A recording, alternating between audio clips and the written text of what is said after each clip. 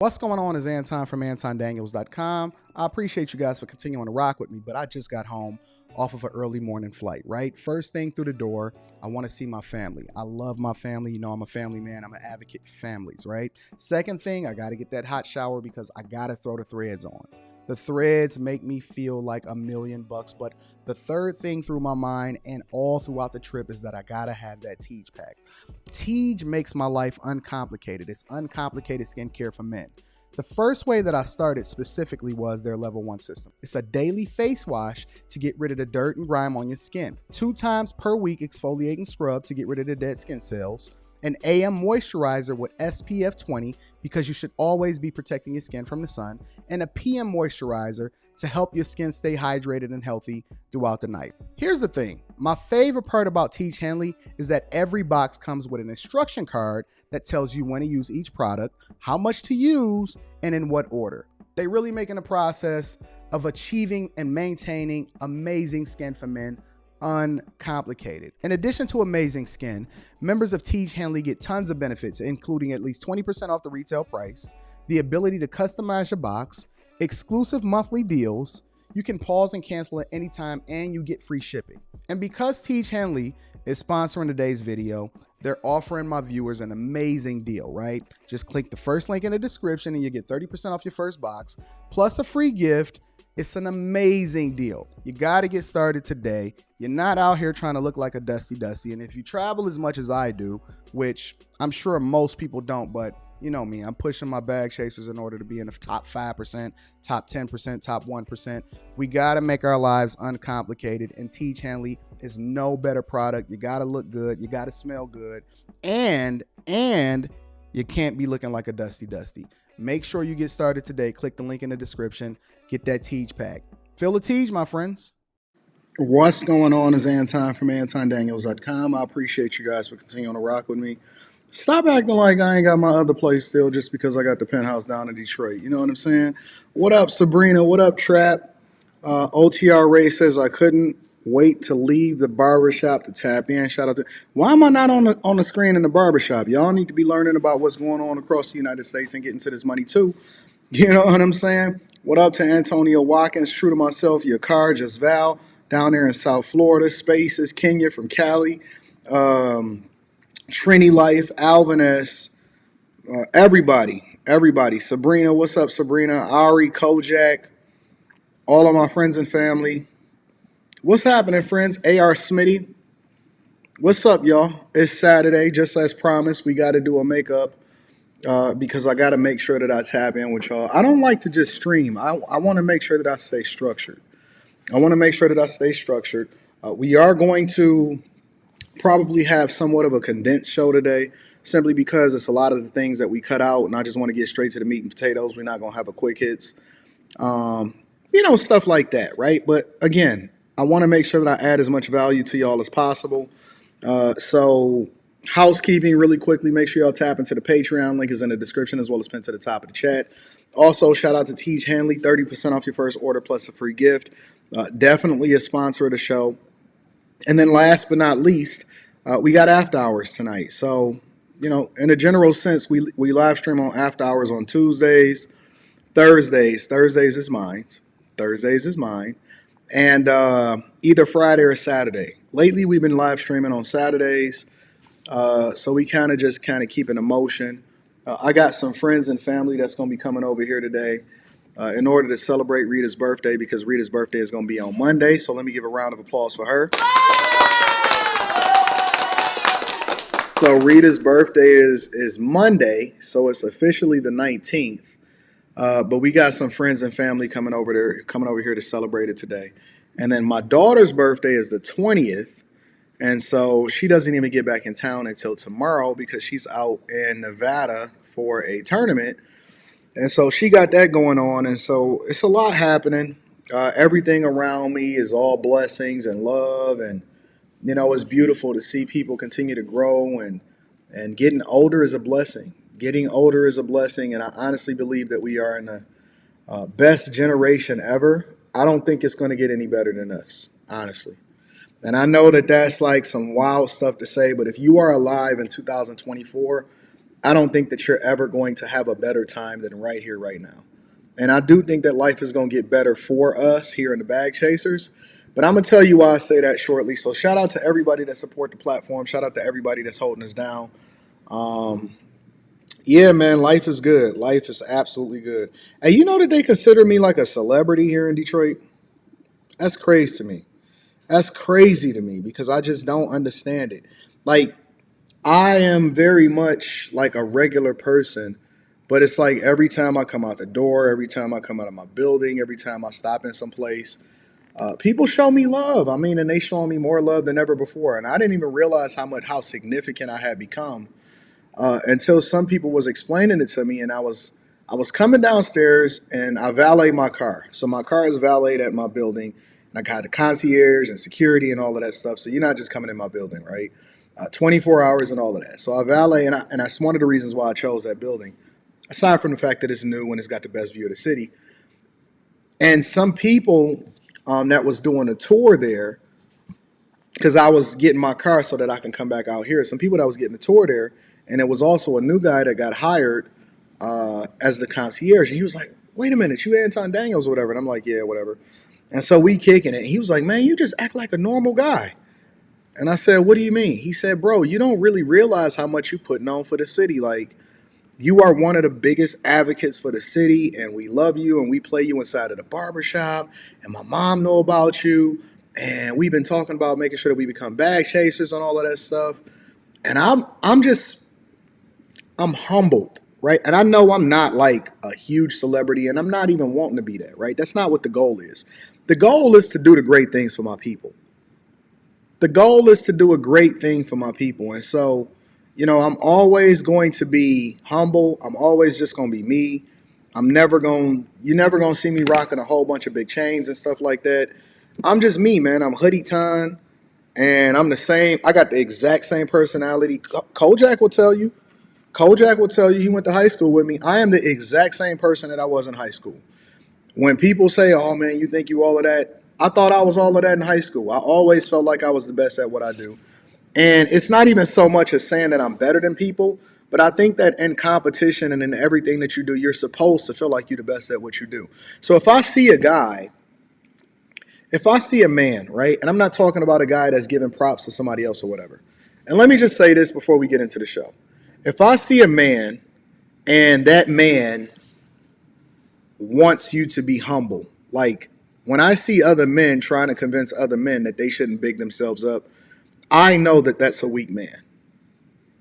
Let me say it one more time for the people in the back. When I see a man trying to tell another man that he's supposed to be more humble, or he shouldn't be bigging himself up, or he shouldn't have the confidence that he has, I know that you have insecurities, and I know that you're a weak man.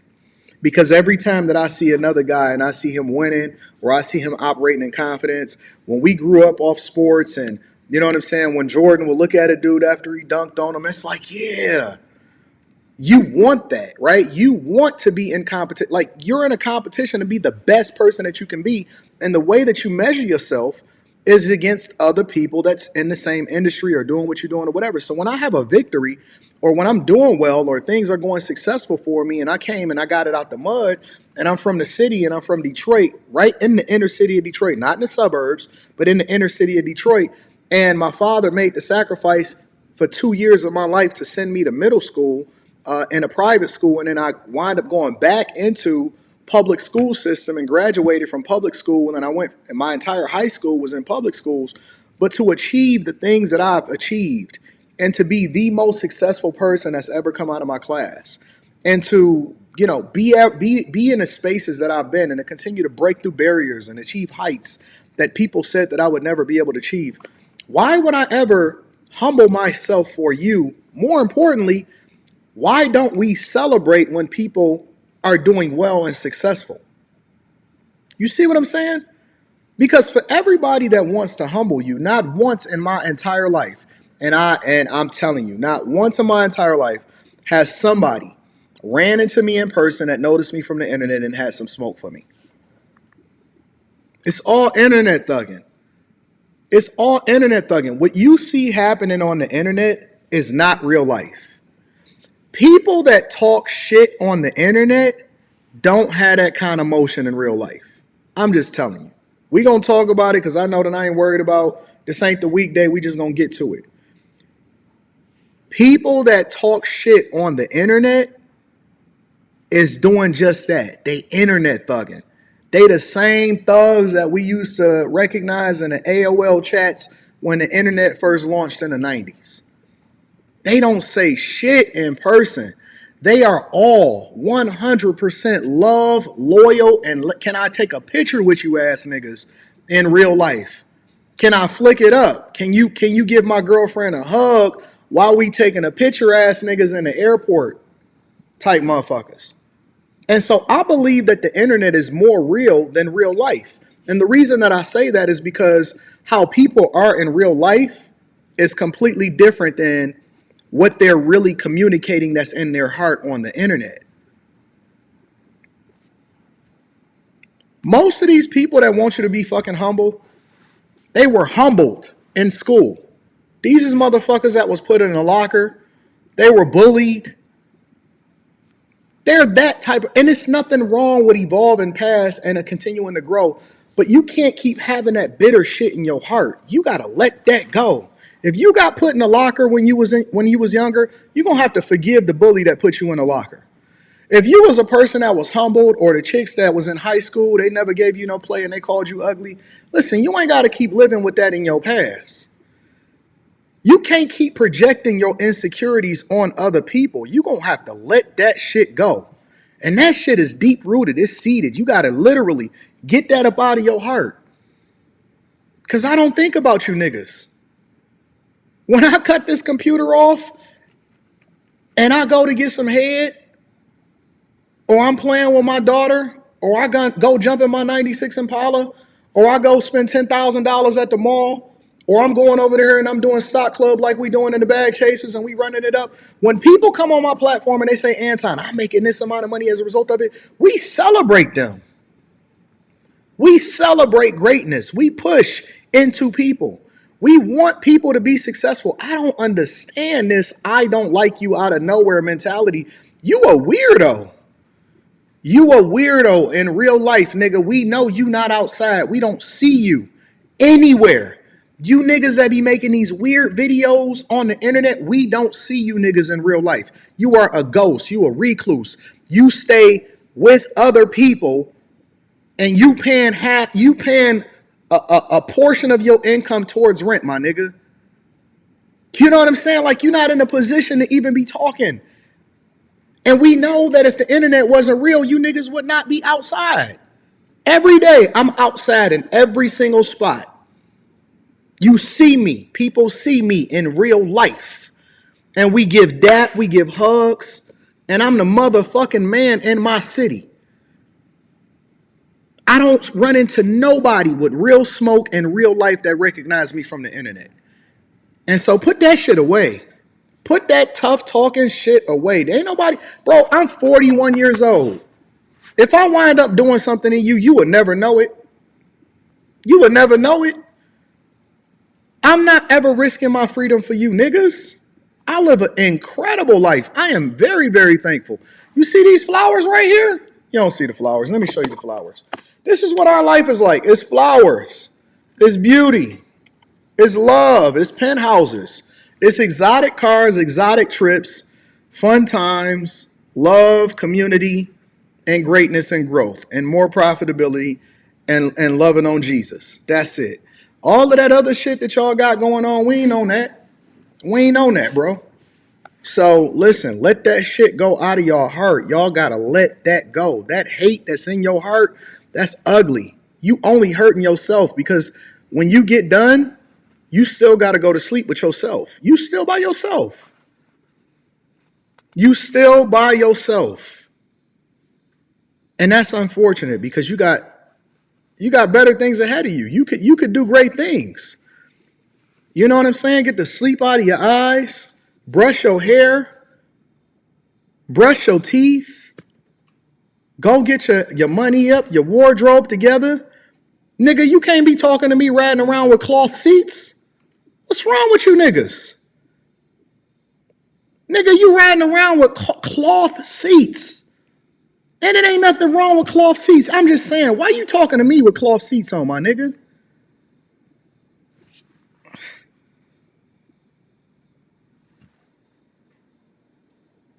You got to stop talking to me. You got to start talking. Yo, y'all got to talk to y'all fathers, bro. Honestly. Y'all got to go talk to y'all fathers, big dog. Listen, don't hold me accountable. Hold your mama and your daddy accountable for putting you in a position to be who you are today, nigga. It's not my fault. I don't know you niggas. I don't know your first name, your last name. I never met you in real life. Why you mad at me and you not mad at your mama and your daddy? Why y'all niggas not going to talk to your parents? Why you not talking to your uncle that was feeling on your booty when you was younger? And it ain't even your fault. Listen. I have sympathy for you. If your uncle was feeling on your booty when you was younger, that's not my fault. I don't have nothing to do with that. That is not my problem. Go and talk to your mother and your father and your uncle. I don't have nothing to say to them. You don't want to hold them accountable, but you want to hold me accountable. What the fuck is that? You know what I'm saying? So come on, man. We got to let that hate go out of our heart because we running it up over here. Shout out to the chasers, all of my new bag chasers. I love y'all. Let me give a round of applause for the new chasers.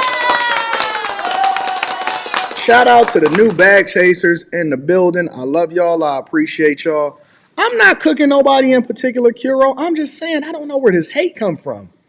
This shit is weird. Yo, we got a bunch of weirdos, and it's crazy. It's insane. I am amazed. I'm gonna start making you niggas apologize for this shit. See, I know what it is. We about to get into the show. I'm sorry, you know me. I get on my little rants. I know what it is, bro. Because I've been letting niggas breathe for too long, and I've been on my love tour. You know what I'm saying? I've been on a love tour. Now niggas be feeling confident. And so now they like, oh, Anton, he acting like he above it. Man, listen, bro. Y'all niggas need to go and I'ma still be on my love tour because I love people. But y'all need to go and repent, nigga. I'm the God MC. You know what I'm saying? Y'all gotta go and repent. Y'all can't be out here talking tough to Anton. At least get you some vegan leather. Ain't that what they got inside of them Teslas? Imagine Onward is in the building, says, getting surgery this Monday. Nevertheless, happy birthday to Rita Reed and peace to the... Shout out to the saints of God and shout out to Onward. We're going to send a prayer up for him. Gonna be good, big dog. You go ahead. Pete Up, HU10 says, looking at the topics, I don't see anything on Trump being banned from doing business in NY and fined $345 million. Come on, Anton, speak on your idol. My idol? What is my idol? What are you talking about? Anyways, I don't even listen, y'all want me to hate so bad. That's not what this is for. That's not. So you niggas is subscribing just to be weirdos. Don't y'all know that I don't watch niggas that I don't like? The only reason that I even be knowing about shit that I don't really care for from people that I don't care for that's saying it is because people be keeping me informed in popular culture and they be sending it to me in my emails. I'm not subscribed to niggas I don't like. I literally hit don't recommend this channel to channels I don't like. I see 4 dislikes. You niggas is hate watching? I'm gonna wind up fucking y'all woman, dog. I'm gonna wind up fucking your bitch. Straight up. Just out of spite.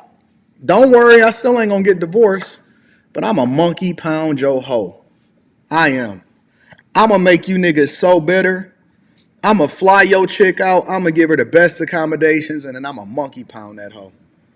And she gonna like the fact that I called her a hoe. Let me stop. This ain't after hours. I forgot. It's Saturday. I'm thinking that it's after hours. And so I'm out here talking reckless because it's Saturday and it's not Monday through Friday during business hours, so I know y'all ain't at work like that. Let me stop because I could start getting a little bit more Detroit than I want to. Make that hoe say my name, nigga. Say my name, say my name. You acting kind of shady. Wind up fucking your chick, nigga. She already want me. She trying to see what the soul pole is doing.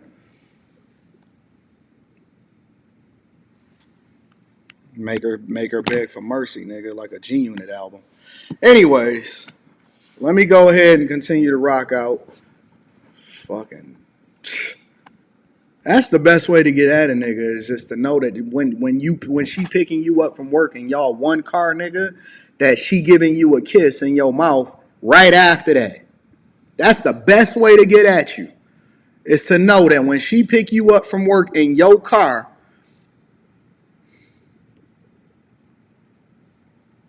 you not even kissing her. You kissing. Oh, man. Yolanda, I'm sorry. I'm sorry, Yolanda. This is not after hours. You right. Apologize to the church and the daycares. I forgot. The church and the daycares are still open. The office is closed, but the church and the daycares are still open. Oh, man. Shout out to my soul pole. It's crazy. Y'all ready to get into the show? Let me read one more super chat and we gonna get popping. I didn't know that Saturdays be like this. JP says, AD, where the Rolex at? One for each arm today? All right, give me a second.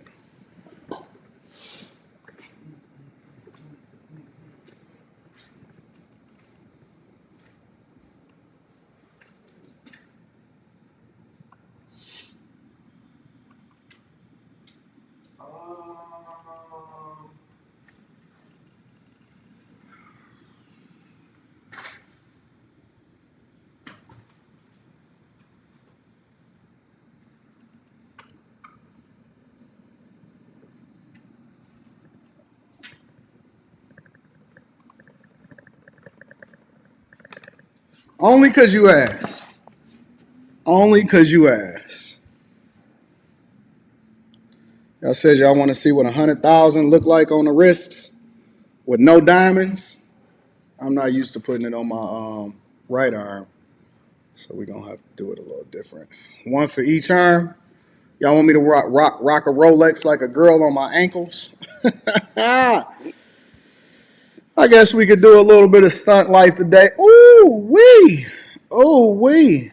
Delta Fox says a hater gave you money just to come in and diss on you.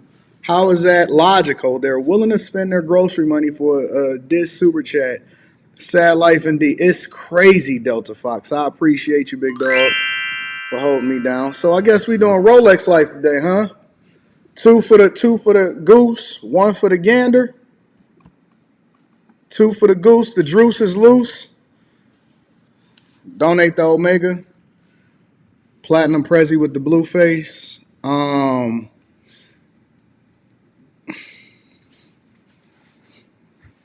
JB says getting my first one is congratulate. Give me a round of applause for that. All right, y'all ready to get started with the show? We got to get to the show, actually, for real, y'all. I can't just keep on throwing all of this on for them. I can't keep throwing all of this. Hey, on my other channel, I went through and I showed my first house that I'm building from scratch with no financing. That video is going to be dropping on the Anton Daniels channel shortly. All right, let's go ahead and get started. I'm sorry for the church. Let's get started. First thing that I want to address first is I think that we all eventually is going to be displaced. Let me show you. I'll give you an example, right? So I talked a little bit about this on the live stream yesterday in Quick Hits. But as I started deep diving and I wanted to go and see all of the videos and stuff like that, what you seeing right now that's showing on your screen is animations. It's going to be regular videos, but 100% of it is artificial intelligence. When they saying this to go, this video right here, what you're seeing right now is artificial intelligence. That's not real.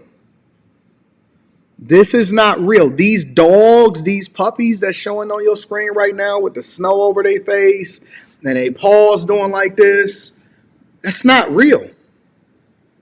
What you're seeing right now, the river and the birds and all of this stuff, this is Sora.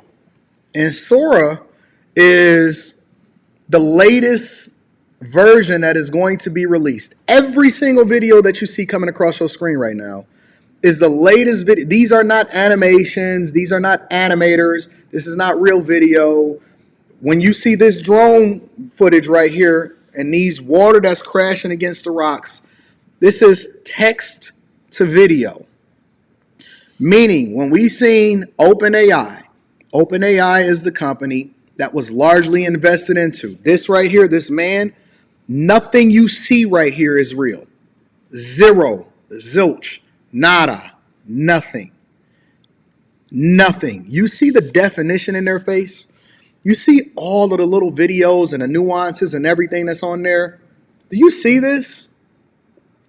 OpenAI is the company that largely introduced ChatGPT. Okay? ChatGPT was also, or OpenAI was the company that Microsoft heavily invested in, and it basically set off the AI, OpenAI wars. It set off artificial intelligence wars where everything is now, you can do an interview, you don't know if you're talking to none of that, you don't know what's going on, right?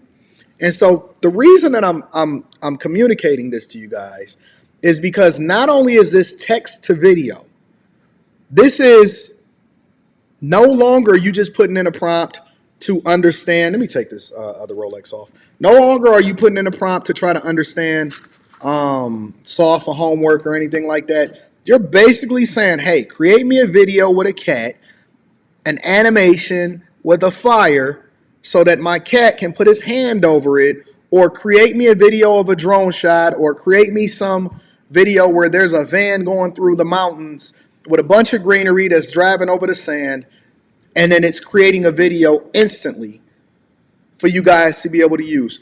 The level of disruption that is coming in the industry is going to be unprecedented. The level of disruption in the industry is going to be unprecedented.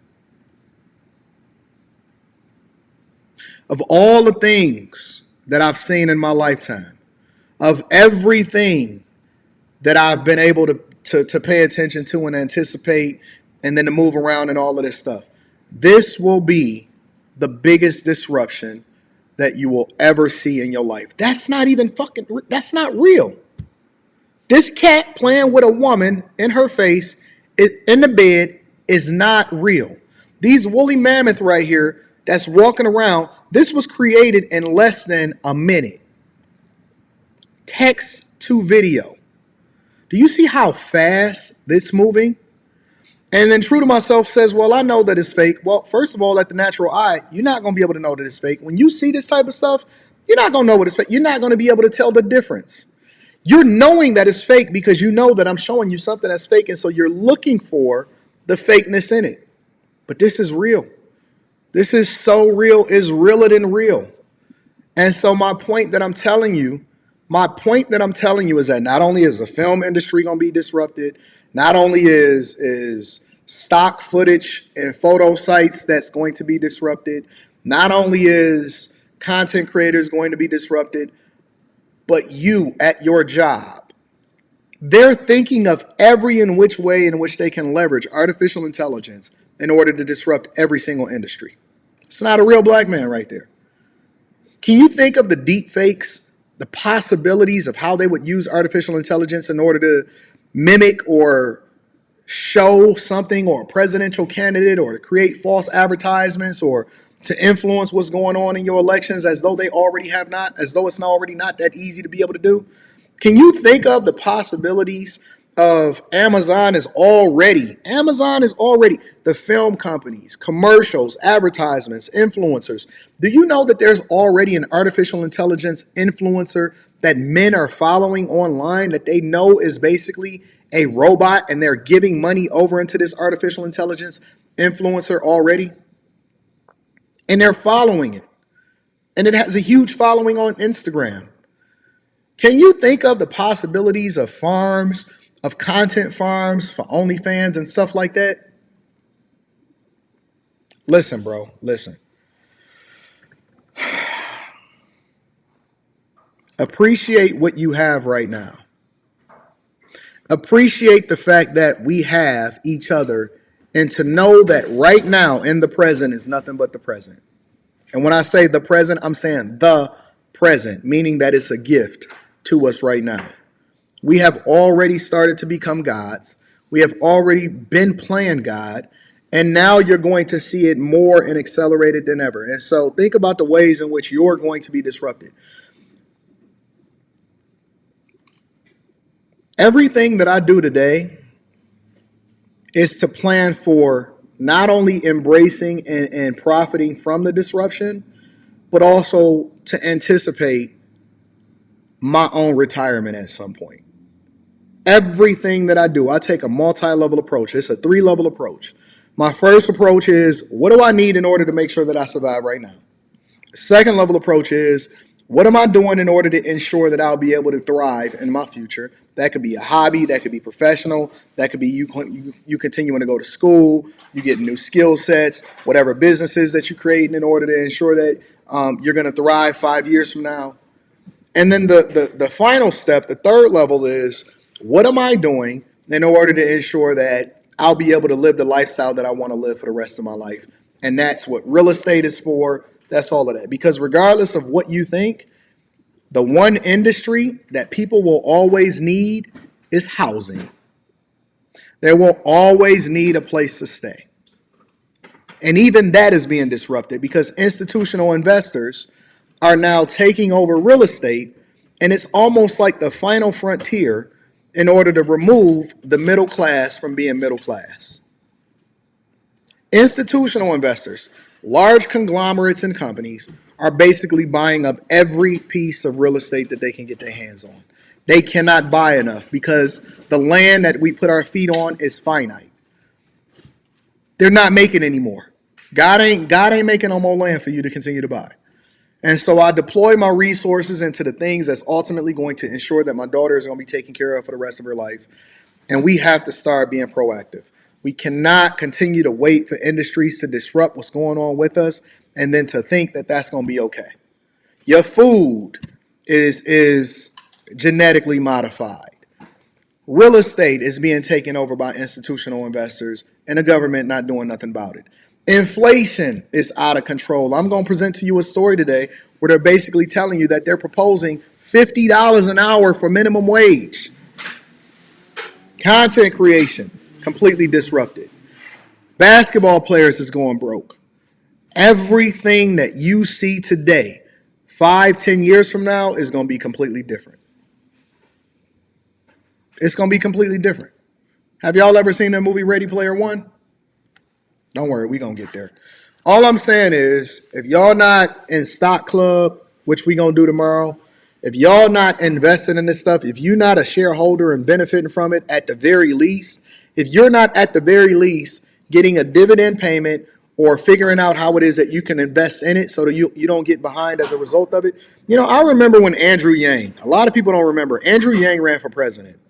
And I think that a lot of what he was standing on was flawed, but there was a lot of things that he predicted and he said was going to happen, and I 100% agreed with him. And Andrew Yang said, listen, these major tech companies, they're going to be, the level of disruption that's coming for the American people is going to be insane. Now, we didn't know that that level of disruption was also going to come along with, and remember, everything you're seeing on the screen right now is not real. He said all of the disruption that's going to come from a technology perspective is going to completely change the way that we live and look at life. He said, look, he was proposing like some technology tax and all of this other type of stuff. But the reality is this. Let's stop this for a minute. He was right. He was absolutely right. And he was actually ahead of his time because the American people were so distracted by what was going on with George Floyd and abortion rights and all of this stuff that they couldn't see past their nose. And they didn't realize that the policies that he was introducing, regardless of what side of the aisle he was on, because he was running as a Democrat, was actually an actual reflection of what our future was to become. And he predicted it. He said it. He said it.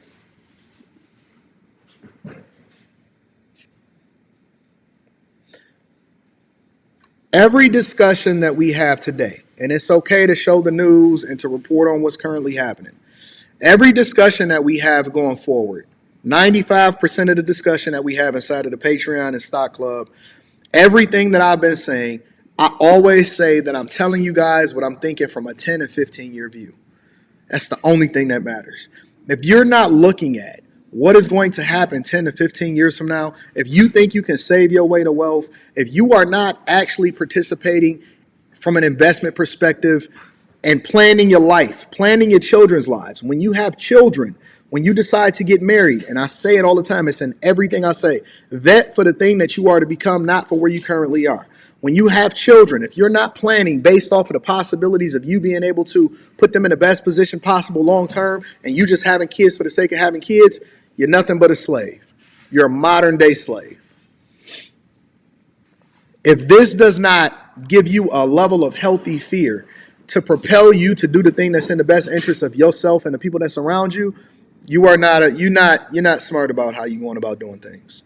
That's all I'm saying. That's all I'm saying. Somebody, Dame Sniff says, what does a job resume look like nowadays? I'm on it. I'm on it. When I've gotten recruited to do some of the biggest jobs that I've ever done in my entire life, it was because they discovered me here. When somebody applies, and I don't even give a fuck about a resume is just a way for you to get yourself in the door. When somebody applies, the first thing that I go to do is I find out what it is that they're doing on social media. You have no choice but to have a social media presence now. If you don't have a social media, I'm starting to question whether or not you are who you say you are. I'm being 100% real with you. Listen, everything is your resume is what I'm telling you. What you do online, what you do on social media, the videos that you make, how you present yourself, every single thing that you do is your resume. Every single thing that you do is your resume. I'm going to say this final point and then we're going to get over to the rest of the show. When I was coming up in Detroit, automotive capital of the United States of America, Big Three, our goal and the way that we thought that we was going to get to a bag as a kid was how we seen our parents. And we all just wanted to get into Ford, Chrysler, and GM. In less than 10 to 15 years, that dream was dead. In less than 10 to 15 years, we had been completely disrupted. The 2008 recession housing crisis had hit. The idea of even being able to make what you was making as an employee or a person that was getting hired in as a temp, hoping to get transitioned over into becoming a full-time employee, was crazy. Now you have fast food workers almost making as much, if not more, than the people that are making your vehicles.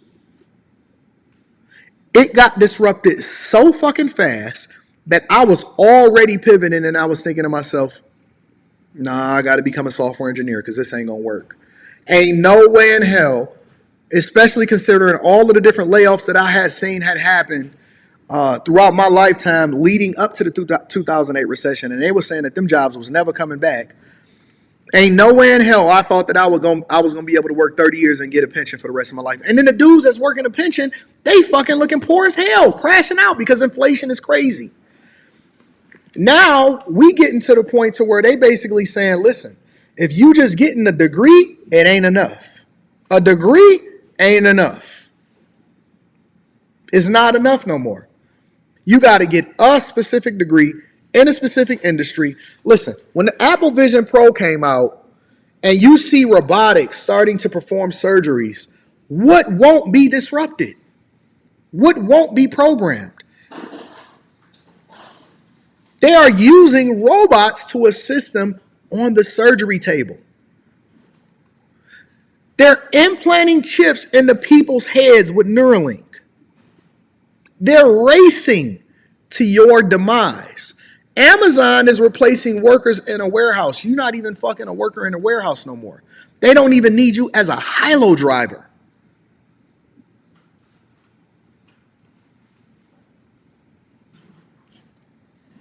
I'm telling you, listen. We have to rethink what success looks like long term. We have to rethink what success looks like long term. If you are not having a healthy level of fear in order to do the thing that is going to be in your best interest, I'm telling you. Disruption has happened everywhere. You can't even go to a mom and pop grocery store or a regular grocery store anymore. They used to have delis. Everybody had a business because everybody was using it in order to serve the community. Now you got Amazon and Walmart and Whole Foods. And they kicked out and they destroyed the entire fabric of the community in order to build big box stores. And then the big box stores got disrupted by other big box stores. And then the big box stores and the other big box stores have started to get it disrupted by e-commerce. And now everybody's losing their jobs based off of technology. Man, I'm getting every single dollar that I can, and I invest every single piece of that dollar into what my future is in order to make sure that my daughter is going to be okay for the rest of her life. I'm just telling you. All right, listen, let me read a couple of super chats. And then, because I couldn't just let that go. I was so bothered when I went to sleep last night when I was thinking about it. I said, I got to talk about this on Saturday. Shout out to Tebow2311. Says, for the swear jar. Loretta Devine says, soon suspects and cheaters can say it wasn't me, it's AI. Yo, hold on. You know how hard it is to cheat? You know the level of technology that they have in order to triangulate your position and all of this other stuff? Look, you know how much of an expert in technology you have to be in order to successfully be able to pull off cheating. That shit is almost not even worth it. The level of expert level insight and understanding from a technology perspective in order for you to be able to successfully pull that off is crazy. It's crazy. These celebrities get caught up in you go out there, they got Ring cameras. Man, people be pulling off crimes, and all they do is go to the residence and say, hey, did you see where that drive-by happened? Let me check your Ring camera. Did y'all know that the privacy, when y'all check off, yes, I agree, no, I agree, when y'all get this technology, a lot of times y'all authorizing y'all personal information to go over to these large companies so that they can use it in order to develop better technology or deploy it over to the police departments in order to ensure that they catch your ass when you do something you ain't supposed to do? Jesus Christ. Boy, oh boy. Let me read a few more. Cody Marshall says, I can remember the scene from The Matrix when the guy that programmed the woman in the red dress looking and smiling at Neo, now AI, came true. And it looked better than what they programmed on The Matrix. David Williams says, AI will never be able to replace an electrician or any skilled trade. Have a physical trade under your belt, ladies and gentlemen. Okay. You keep thinking that. Mr. Lot says, I've already seen ads of different celebrity AI endorsing a government stimulus. Is getting crazy. Shout out to Mr. Lot. Dilly GAF says, I got your back, Tom Dog. Antoine says, brand new chaser here. No more time losing for meats. Time to start winning. Can we get a round of applause for all of the new chasers? Shout out to Antoine. I appreciate you, big dog. All right, let's continue over. So, Candace Owens. Well, no. Before we get over to Candace Owens, I want to share this story with y'all really quickly because this popped up on my timeline. Nobody sent it to me, but it actually just popped up on my timeline. Check this out real quick, y'all. Top story at 5 o'clock. A pit bull breeder is savagely mauled to death by the very dogs he was raising in Compton. His mutilated body was found inside a blood-stained kennel on his property. KTLA's Chris Wolf joins us live from Downey with details about the gruesome discovery. Chris? Yeah, Cher and Court, gruesome discovery indeed. Veterinarians here at the LA County Animal Control Center in Downey have been working with these pit bulls. We understand they have been sent out for DNA testing. Authorities believe the victim was actually killed sometime last night, maybe around 7:30, 8 p.m., and his body was in that dog pen for hours until his girlfriend found him this morning. Shout out to Alice Schrader and my people over there on Facebook, checking in, tagging in, tapping in. I appreciate y'all on this Saturday. You know, I don't usually stream on Saturday on this channel, but we here. Sky 5 was overhead as a woman frantically scales a fence, trying desperately to avoid some very agitated and apparently dangerous dogs on the ground below her. They have already killed her boyfriend, whose ravaged body is just feet away. The deadly pit bull attack happened at a home on North Thorson Avenue in Compton.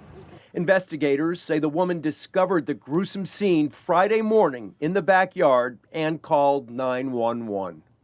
There is surveillance footage of the incident surrounding the property, and it was discovered that as our victim was in the backyard apparently feeding them, it sounds like they attacked him and ultimately he succumbed to his injuries. Law enforcement personnel, firefighters, and LA County animal control officers quickly converged at the location. First responders say the initial challenge was to corral the dogs into a neighboring yard to gain access to the victim. The graphic footage, which we will not be revealing, shows the dogs ripped off most of the 35-year-old man's clothes, in addition to fatally biting and mauling him. Let me say this, bro. I don't have much of a fear of anything physical in this lifetime. I don't have much of a fear of anything physical in this lifetime. I do have a healthy distrust for dogs. They can't talk to me. You know what I'm saying? And listen, I get it. Listen, I know y'all like them. I know y'all like to sleep with them. You know what I'm saying? They be scooching their booty up in your bed and all of that. I get it. I get it. That's a man's best friend.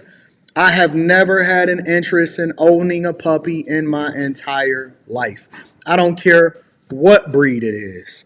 I have never had an... Look, for me, dogs is like... They like people that can't talk. They like people that can't talk. And they got feelings. They be crying. They get cancer. They got all of the same issues as humans, except they on four legs, and I don't trust them. Now, I do understand that some people in the chat, and I think that y'all actually pretty accurate when y'all said it looks like the dude was probably breeding them to fight. Yeah, that's probably true. But the problem with that also is that if you have a house where you basically have a kennel and you're breeding these dogs to fight, then that means that the people that surround you, your neighbors, also know this. Because the one thing that I know for sure, and two things is for certain, is that neighbors are never oblivious to what is going on with their neighbor. I know the chick that down the hallway. Let me tell you something. One time I was walking down the hallway. Let's just be real. Let's just be real. I know that one of my neighbors is a sugar baby. I know that one of my neighbors is a sugar baby. She is about what, 22? She's about 22, maybe not even 23 years old. And her brother is zesty. Her brother looked just like her, except for he ain't got no hair. He looked just like her, and her brother is so zesty. And when I say zesty, I mean zesty. Carry the handbag harder than she do. And she's a cute girl. And she cool, and I ain't even gonna cap. I manage her finances. Shout out to Anton from AntonDaniels.com. And she makes almost $200,000 a year being a sugar baby. It's a fact. So when I came up the opposite way one day, because I decided to go up the stairs instead of taking the elevator in my building, and when I came up the opposite way, and I heard some,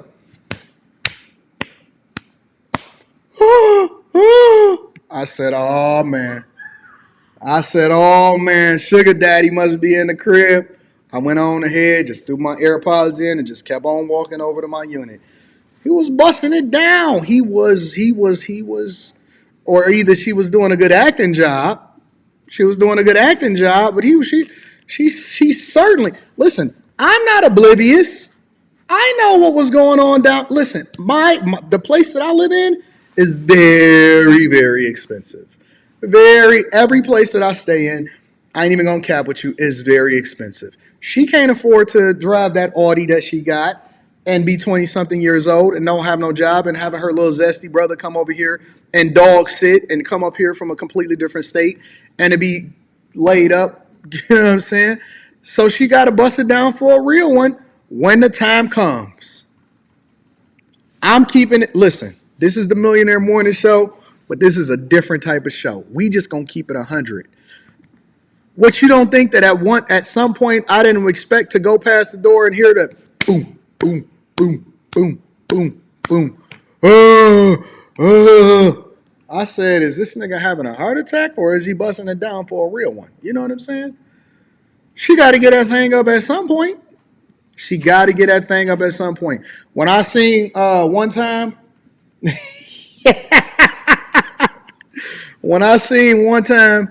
her car was a little injured for a little too long.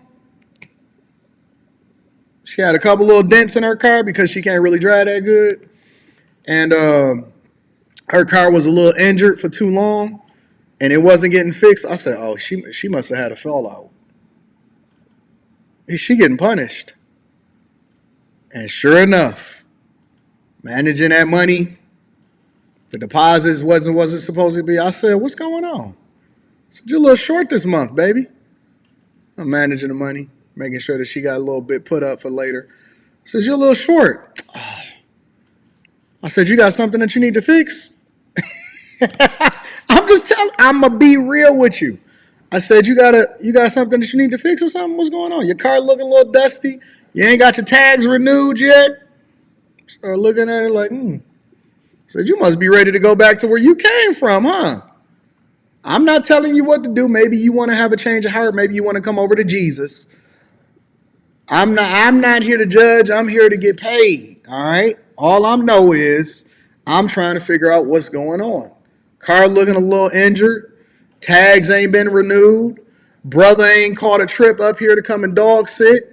What's going on with your puppies over there? And then I walk up the hallway and I hear, oh.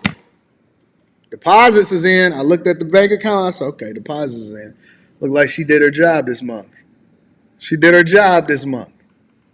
My point is, in this whole story that I'm telling you, I know it seems as though we getting distracted, but it's not, right? My point in this story is that the neighbors know what's going on with the neighbors, okay? That was the whole point of us going all the way back around and coming back in. I know we got a unique way of telling these stories in order to implement some things into this show that we got going on. The neighbors are familiar with what is happening. They may not say anything. They know when you arguing. They know when y'all going back and forth. They know when your kids is getting a whooping. All right? They know when your kids been bad at school because they getting a whooping. Neighbors has already knew what was happening. So in this instance, where these dogs mauled this owner, aside from the fact that I don't trust dogs because they can't even open up their mouth. I don't know what they thinking. Now, I know a lot of y'all want to trust them and they y'all friends, but I don't know what they thinking, okay? But the neighbors knew if this dude was fighting dogs, y'all wild in the chat. The neighbors knew if he was fighting dogs, that them dogs has been in there getting trained and fighting for all of this time. That's all I'm saying. Let's get back to the story. Neighbors and animal advocates are stunned. People need to take better care of their dogs. People need to understand that these dogs can kill somebody and hurt people. It should have never happened. This time it happened to the owner of the dogs, but normally it happens to children, elderly, defenseless people, and somebody definitely needs to be held accountable for this. There has to be some kind of law and order here. Animal control officers No removed streets. 13. See how our streets is trying to set me up in these streets? I said, this is all I did right here. Pulled out my AirPods. We good, y'all? We good yet? We back? Law and order here. Animal control officers removed 13 pit bulls from the property, male and female, 5 adults, 8 puppies. Investigators are collecting DNA swabs. Nah, that's not what happened. With this software that's happening right now, apparently, this is my first time doing it. When I pulled out my AirPods, what happens is it connected to that, which then disrupted the stream. Incredibly sensitive. So it's my fault this time. It's not YouTube. It's my fault. And forensic evidence, trying to determine which dogs actually attacked and killed the victim. Experts will be examining the dog's general health and behavior and aggression. If any animal is determined to be unsafe for human interaction, it will be euthanized. And one man who does a lot of plumbing work in that neighborhood tells us that he has seen some pit bulls running loose in the streets and that, quote, they are not to be messed with. Reporting live in Downey, Chris Wolf, KTLA 5 News. The thing about it, though, also on top of that is, though, another reason why I never trusted dogs. Yeah, it will pop up. But it'll pop up also on my MacBook, too. Another reason why I also never trusted dogs was because when we was in the hood and we was in the neighborhood, they used to chase us. They used to chase us. The dogs used to chase us in the hood. And so when we would walk to school, it always used to be some random pit bull or some random dog and all of that. And I hated it. I learned not to trust them. And I never feared them, but I just never learned to trust them. So the way that y'all love and adore these dogs, nope. And especially when people used to say stuff like, oh, no, you would go over a girl's house. You know what the worst part about it is? You would go over a girl's house and they keep saying stuff like, oh, no, he don't bite. He friendly. Man, you look at the dog and the dog is like, man, I'm not coming in your house. It ain't nothing that you got in that house. Not one piece of box that you got in that house is going to cause for me to be able to come in there and say, what up, though? I ain't going to lie. One time I did see it through. But that was because the dog that she had was just a lab. It was just a Labrador Retriever. But, and the whole nother thing is, for the most of them girls, they be like, oh, no, he don't bite. Oh, I already don't trust your brother. You think I'm about to come in here with your dog too? Psh, you miss me with that. Never. Your dog don't bite. It eat, don't it? Yeah, okay. Anyways, moving on. Let me acknowledge a few of these super chats. Shout out to Lyric the Gamer in the building. Says, been listening to you for months now while I work. Shout out to Lyric the Gamer. Says, new to the Bag Chasers, first time being able to watch an episode. Appreciate all the work you do for us, AD. Shout out to you. Listen, I will say this though. What you're getting today on a Saturday is a little bit different than what we usually do during the week. So we're a little off the cuff. We planned it a little bit differently, but I appreciate you for holding me down. Look at my girl, Lady Shan. Lady Shan, I need you. I need you, Lady Shan. I need you in my life. Shout out to Lady Shan. I love my girl Shan in the building. Let me give a round of applause. Dominique Williams says for the collection plate, long time. Listen, my people know what's up. Can we get a round of applause for the Bag Chasers? Long-time chaser, will love a coaching call. Sent an email yesterday morning, talk about biting the hand that feeds them. Not funny, but still, it's crazy. Thank you for the 50 ball. I appreciate you. We going through the emails to make sure we're going to get you set up, big dog. Timeout says, this is fishy. I assume he was screaming during the middle of the night while being mauled, but no one heard it. His lady didn't look for him until the morning. I guess she doesn't live for him with him. And that's his fault. There wasn't no getting away from that. Once he got into that situation, there wasn't no get out of that. Vatos. Wasn't no getting away for that, big dog. I did not see the video. I'm assuming that it's a very gruesome video. I did not see the video. It's not something that I want to see. I am not interested in seeing a person get mauled by their own pit bulls. I think that people need to start being more responsible dog owners, and then they wouldn't have the situations that they have. Candace Owens. So we are all familiar about what's been going on with Fani Willis. We all familiar with what's been going on with Fani. All right. I've done extensive breakdowns on it. I've done the breakdowns on it on After Hours. I think that it's going to be something to talk about. I mean, that modern woman has been out here rocking. But I was curious because somebody sent me the video of what Candace Owens' perspective is. And I'm a fan of Candace Owens. I'm not even going to front. I think that Candace very much embodies what we love about women. Minimal pieces in her hair, no butterfly eyelashes, seems to be fairly submissive, incredibly intelligent and conservative. I like Candy, just like Candace. But I wanted to see what Candace Owens' breakdown was before we get into the other aspects of what we're talking about here on the Millionaire Morning Show. So make sure y'all hit a like for the algorithm, subscribe to the channel, and turn on your notifications. Let me go ahead and see if I can find the spot where she starts at. Give me a second.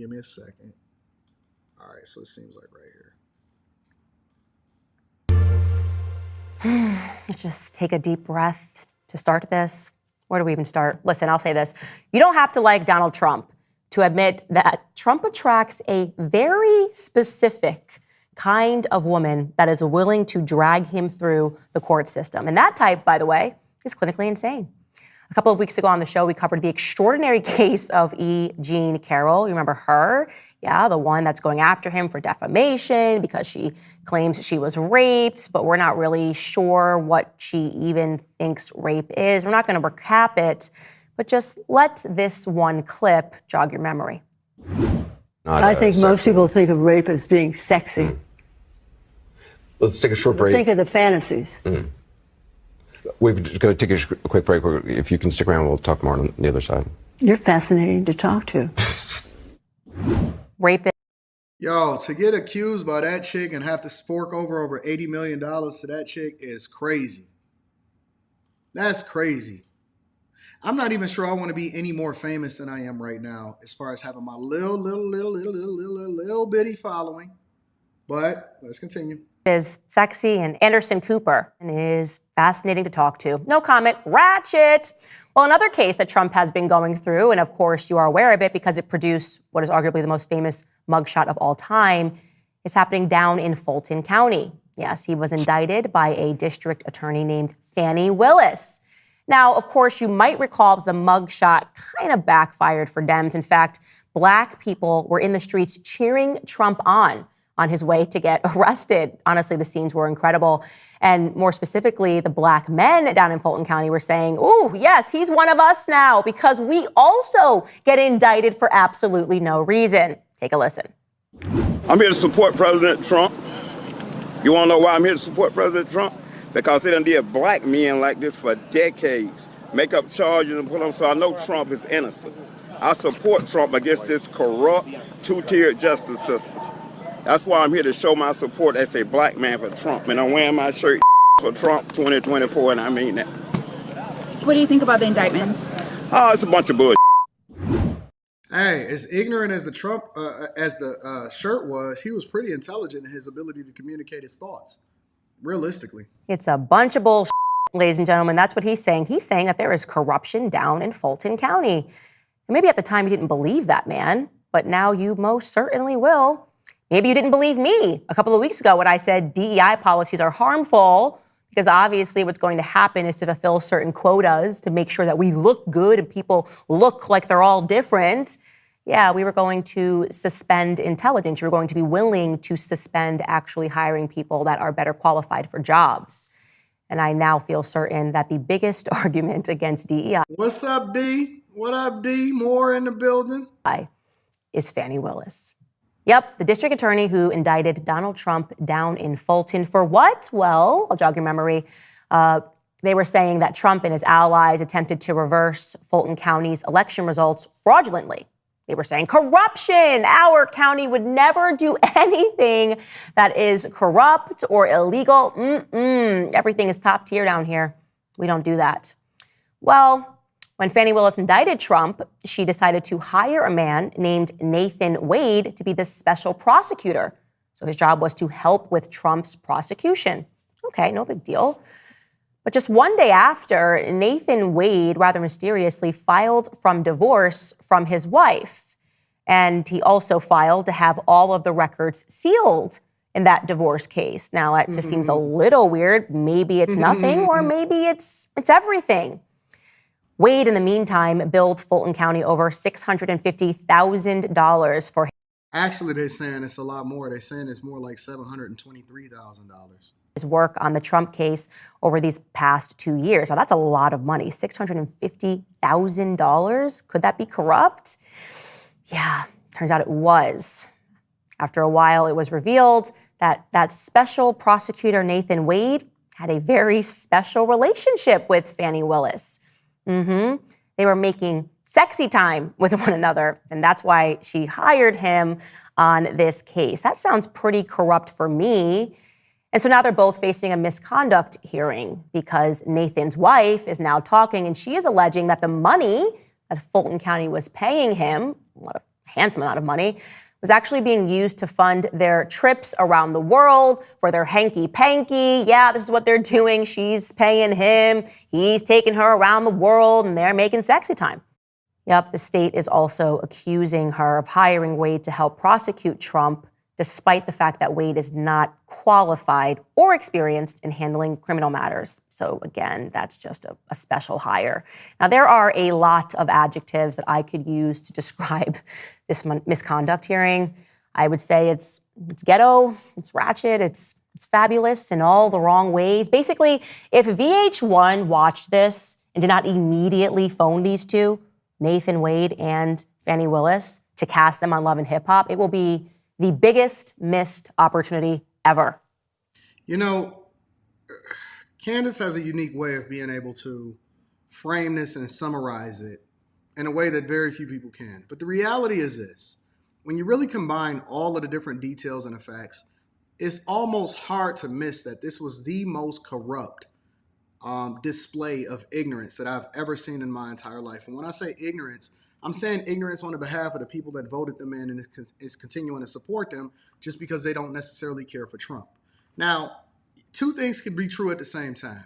President Clinton got his stuff sucked, and he lied about not doing it, on top of the fact that black people continued to support him, and at the same time, they were saying that he was the blackest president up to that point ever. And some people still say that Clinton was the blackest president ever because they don't even consider Obama to be a real black president.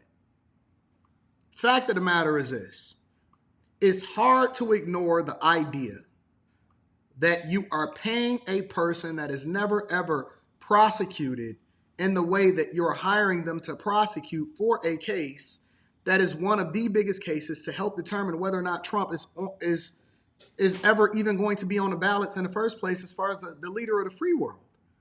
On top of it, you overpaid, overbilled by a large amount, and then had a bad attitude on top of it.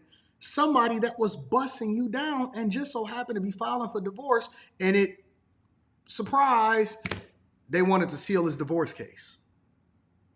And so if this doesn't speak to corruption at the highest levels, and then on top of that, the fact that they black, and then they use the pulpit in order to try to justify their behavior, it smells, it reeks of an ethics violation probe and corruption in every way, shape, or form. But let's get into what it is that she had to say about Fani Willis. So I'm just take you through some of these clips very quickly. First and foremost, Fani Willis, she speaks Ebonics. Here is her describing her reimbursement policy with Nathan Wade. It's a pretty fast and loose reimbursement policy. Agreed, Take a Nicole. listen. And then he tells me how much it is, and I give him the money back. I don't, just like you're asking me about the money with Robin, I don't do my friends like that. So if you tell me it's a G, then you're going to get $1,000. When I heard that, I was like, I can't believe it. I don't know if she's purposely trying to look ghetto. I don't know if she's trying to appeal to her demographic and black community. I don't know if she's looking for support from people because people are easily distracted. And then they can say, oh man, she a real one. You see how she was talking up there? No. I want my professionals to be professional. I want my people to be qualified for the job. I want them to be able to speak proper English. And I don't want them saying that if he tells me it's a G, then I'm going to send him $1,000. I could not believe the level of ghetto ratchetness that I seen on display for this particular woman. It was beyond my comprehension. And it just, honestly, it set black women back at least 20 years. At least 20 years. Because I didn't see one live stream, and when I say none, I mean absolutely zero. One live stream of a woman holding another woman accountable for the behavior that she displayed on that panel. Whatever it is, I didn't ever make him produce receipts to me. Whatever he told me it was, I gave him his money back. Yeah, you heard her, right? She don't do her friends like that.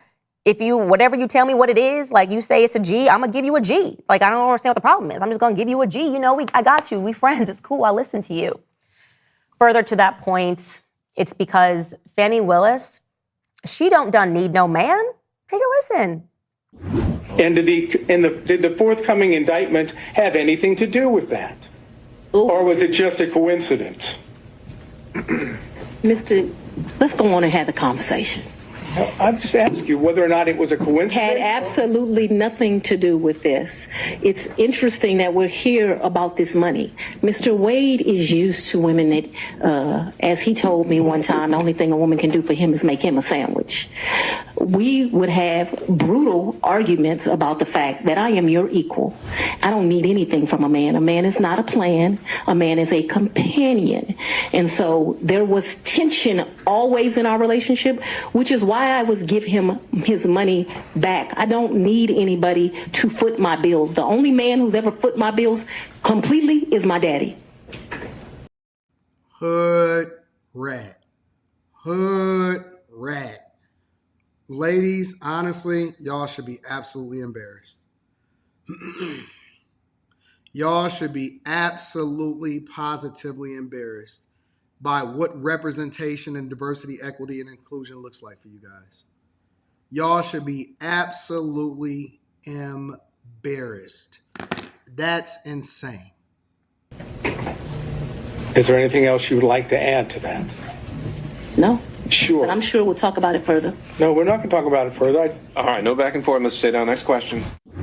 Ooh, you heard her right. Ain't no man but her daddy, okay? And she kind of does this, and you can tell that now her and Mr. Wade are not on great terms since this affair has been exposed. She regularly kind of insults him and says these sorts of things. Oh, you're wrong, all things Philly. And the reason that you're wrong, all things Philly, is because when people don't hold women accountable, that's what sets you back. It's not just one.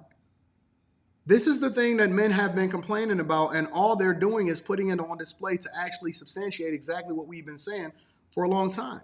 It's not just one.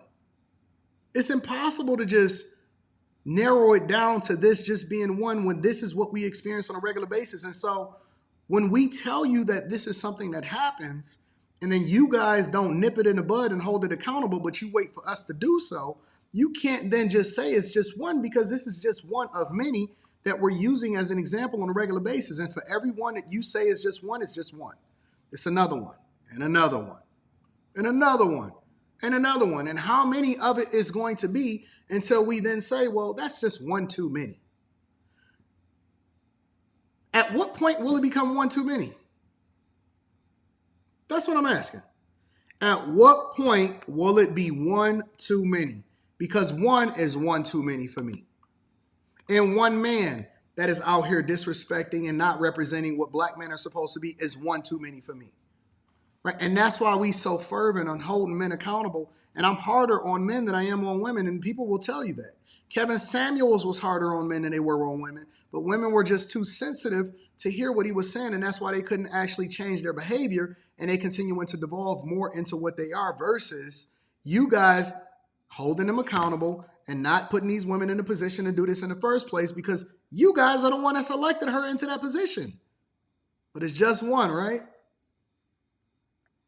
But in a rather glorious flip, she admits that she has other options for men, but then she goes, oh, no, but I'm not going to, well, I don't know, I'll just let you guys listen. And I do appreciate the characterization. I'm not going to emasculate a black man, but I'm just telling you. I'm sorry, what? I'm not going to emasculate a black man. Did you understand that? All right. Well, I don't think. So what do we garner from this? She's a feminist, obviously. She can take care of herself, but also she wants you to remember that she is a black woman and she is not going to emasculate a black man. even though she routinely does it all throughout the thing, of course. But how do you narrative spin P-Dub HU10? How do you narrative spin where we're just reacting to the video? Everybody's seen it. Everybody's seen it. Every single person that was watching it. I mean, it was hundreds of thousands of people watching it on multiple different channels. And we all seen it. This is not something new. If you didn't notice all of the ghetto red flags, but you think it's a narrative spin, listen, I can't spin nothing that's already on display for the public and it's ghetto. Instead of y'all taking responsibility, ownership, instead of y'all actually just acknowledging and saying, you know what, that's a piece of trash and we need to hold it accountable and we shouldn't be embracing that as a part of our culture. Y'all want to think it's a narrative spin. This is what's wrong with the culture in itself, is that instead of taking accountability, you want to say it's a spin of the narrative. It's ghetto, hood rat behavior. Because she want to make sure she give him his G back. By saying that she could have had any other man, and this was just one of many options. As I said, VH1, do not miss this opportunity. I think my favorite part in this entire hearing is when she just sort of comes right out and admits she's pretty stupid as a defense, because obviously they are concerned about these payments that she made, $650,000 plus to Wade. They want to know, like, what do you guys do? Anton, it's not new. I just don't think that it's news.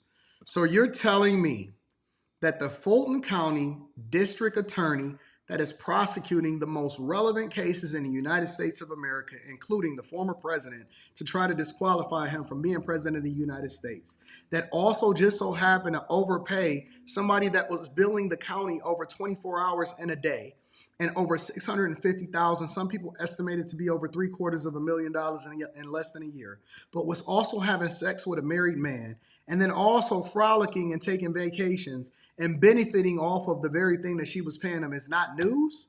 So you don't think that it's news that we have an ethics issues from the very people that are determining the laws and prosecuting the people that we think are innocent in the first place? You don't think that it was news? That's not news. So if that's not news, then what is news? If that's not news, if Fani Willis is unethically operating within her office with tax dollars and falsely prosecuting and frolicking with the help, what's news? What's news? I'm just curious. What's news? Somebody said, Kwame said black man back 100 years, but you supported him. Did I support him, or did I actually bring him on a platform to tell his story? See, my people so ignorant. Let me rephrase that. That ain't even my people. People are so ignorant. People are so ignorant. I mean, the most ignorant stuff that I've ever heard said in my entire life. This is why you're always going to be in last place. This is why you're always going to be in last place. Because instead of you actually separating how you feel about a person and instead look at it for what it was, which was to document and get insight and an inside view of what happens within our legislative branches, you look at it as support. Ignorant. Ignorant as F. Around the world. What about these trips? How many continents have you been on? It's a very basic question. How many continents have the two of you been on together? And my goodness, you guys, here is how she responds.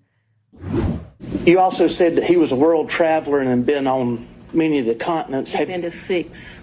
Have you been on any of those continents with him? Besides this one? Where's Belize? What continent is that? I'm not being funny. I don't know. Let's say, with the exception I've been to Belize with him. I've been to the Bahamas with him. I've been with Aruba with him. Don't embarrass me. I'm not sure what continents those are on. Whatever continents those are, that's where I've been. I'm sure if I gave it some thought, I would tell you. But whatever continents those are, that I've been to those locations, sir.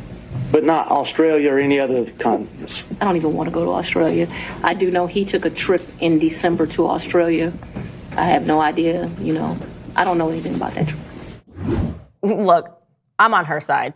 Don't ask these questions. You trying to embarrass me? You trying to ask me what continent I've been to? Like, okay, I don't know. I don't know where Belize is. And for no reason, let's just take a shot at the Aussies, right? I don't want to go to Australia. Nope. I don't want to go to Australia. You are out of line here trying to ask me to name continents. I do not have that level of intelligence, and it's very clear what you're trying to do.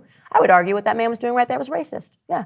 Why would we have to know where the continents were? The point is that it's embarrassing. I think that Candace Owens is absolutely right. And see, for the people that's been watching me and been watching my show for a long time, you know that I don't even agree with 100% of everything that Candace Owens says. As a matter of fact, I'll point out to you one thing that I disagreed with was how she tried to paint my man that the Daily Wire had offered a contract to, but how she tried to come at him when it had been revealed and the video footage had been revealed that he was getting a divorce from his wife. And then his wife clearly set him up on the camera in order to try to paint him to look bad, and Candace Owens fell for the bait. And I absolutely disagreed, and I held her accountable in the video for that. And so I don't agree with 100% of anything that anybody says, but overall, we can't sit here and say that that chick was not ghetto on the stand. 100%. And that is the Fulton County DA. She is ghetto. Hood rat. Ghetto. Crowder. That's his name. His name was Crowder. Shout out to Crowder. And I didn't agree with the way that Crowder had handled his contract or the potential contract and exposing what that contract was that he was getting proposed to from the Daily Wire. So some things I agree with and some things that I disagree with. But the fact of the matter is, the truth is the truth. It doesn't matter how y'all feel. It doesn't matter what side of the fence that you on. The Steven Crowder, that's his name. The truth is the truth. And so I'm going to be objective, and I don't owe anybody anything because don't nobody write my checks.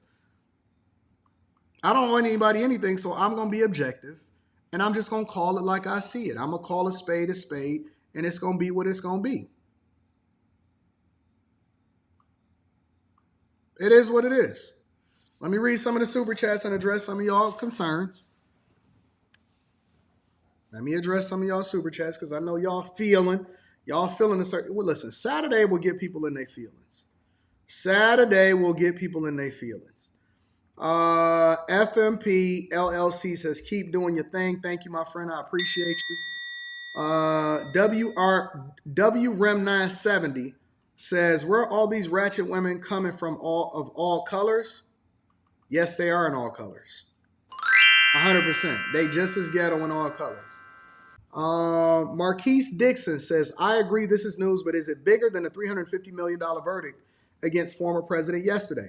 Well, I don't understand fully what that verdict was about. So what I decided to do was put that, because this is literally a show that we doing on Saturday that's impromptu that I promised the people that I was going to do.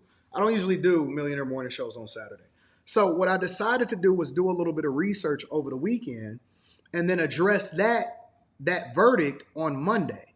So because we usually do shows on Monday, and then I could do a little bit more deep diving so I can come with the facts instead of just my opinion.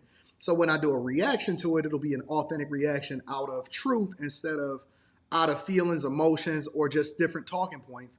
Because anybody that knows what the Millionaire Morning Show is knows that I like to compare and contrast different sources so that I can somehow, some way come into the truth. Then we'll address it on Monday. But you can't tell me what to do, when to do it, because I move on my own time. And so I want to know exactly what's happening and why it's happening. And I want to get the full context of it before I start giving my opinion on it, because the only thing that I care about is the truth. And I don't agree with 100% with what Trump has said and a lot of the stuff that he's done. But at the same time, overall, I think he's the best option for the country considering the job that he did when he was in office.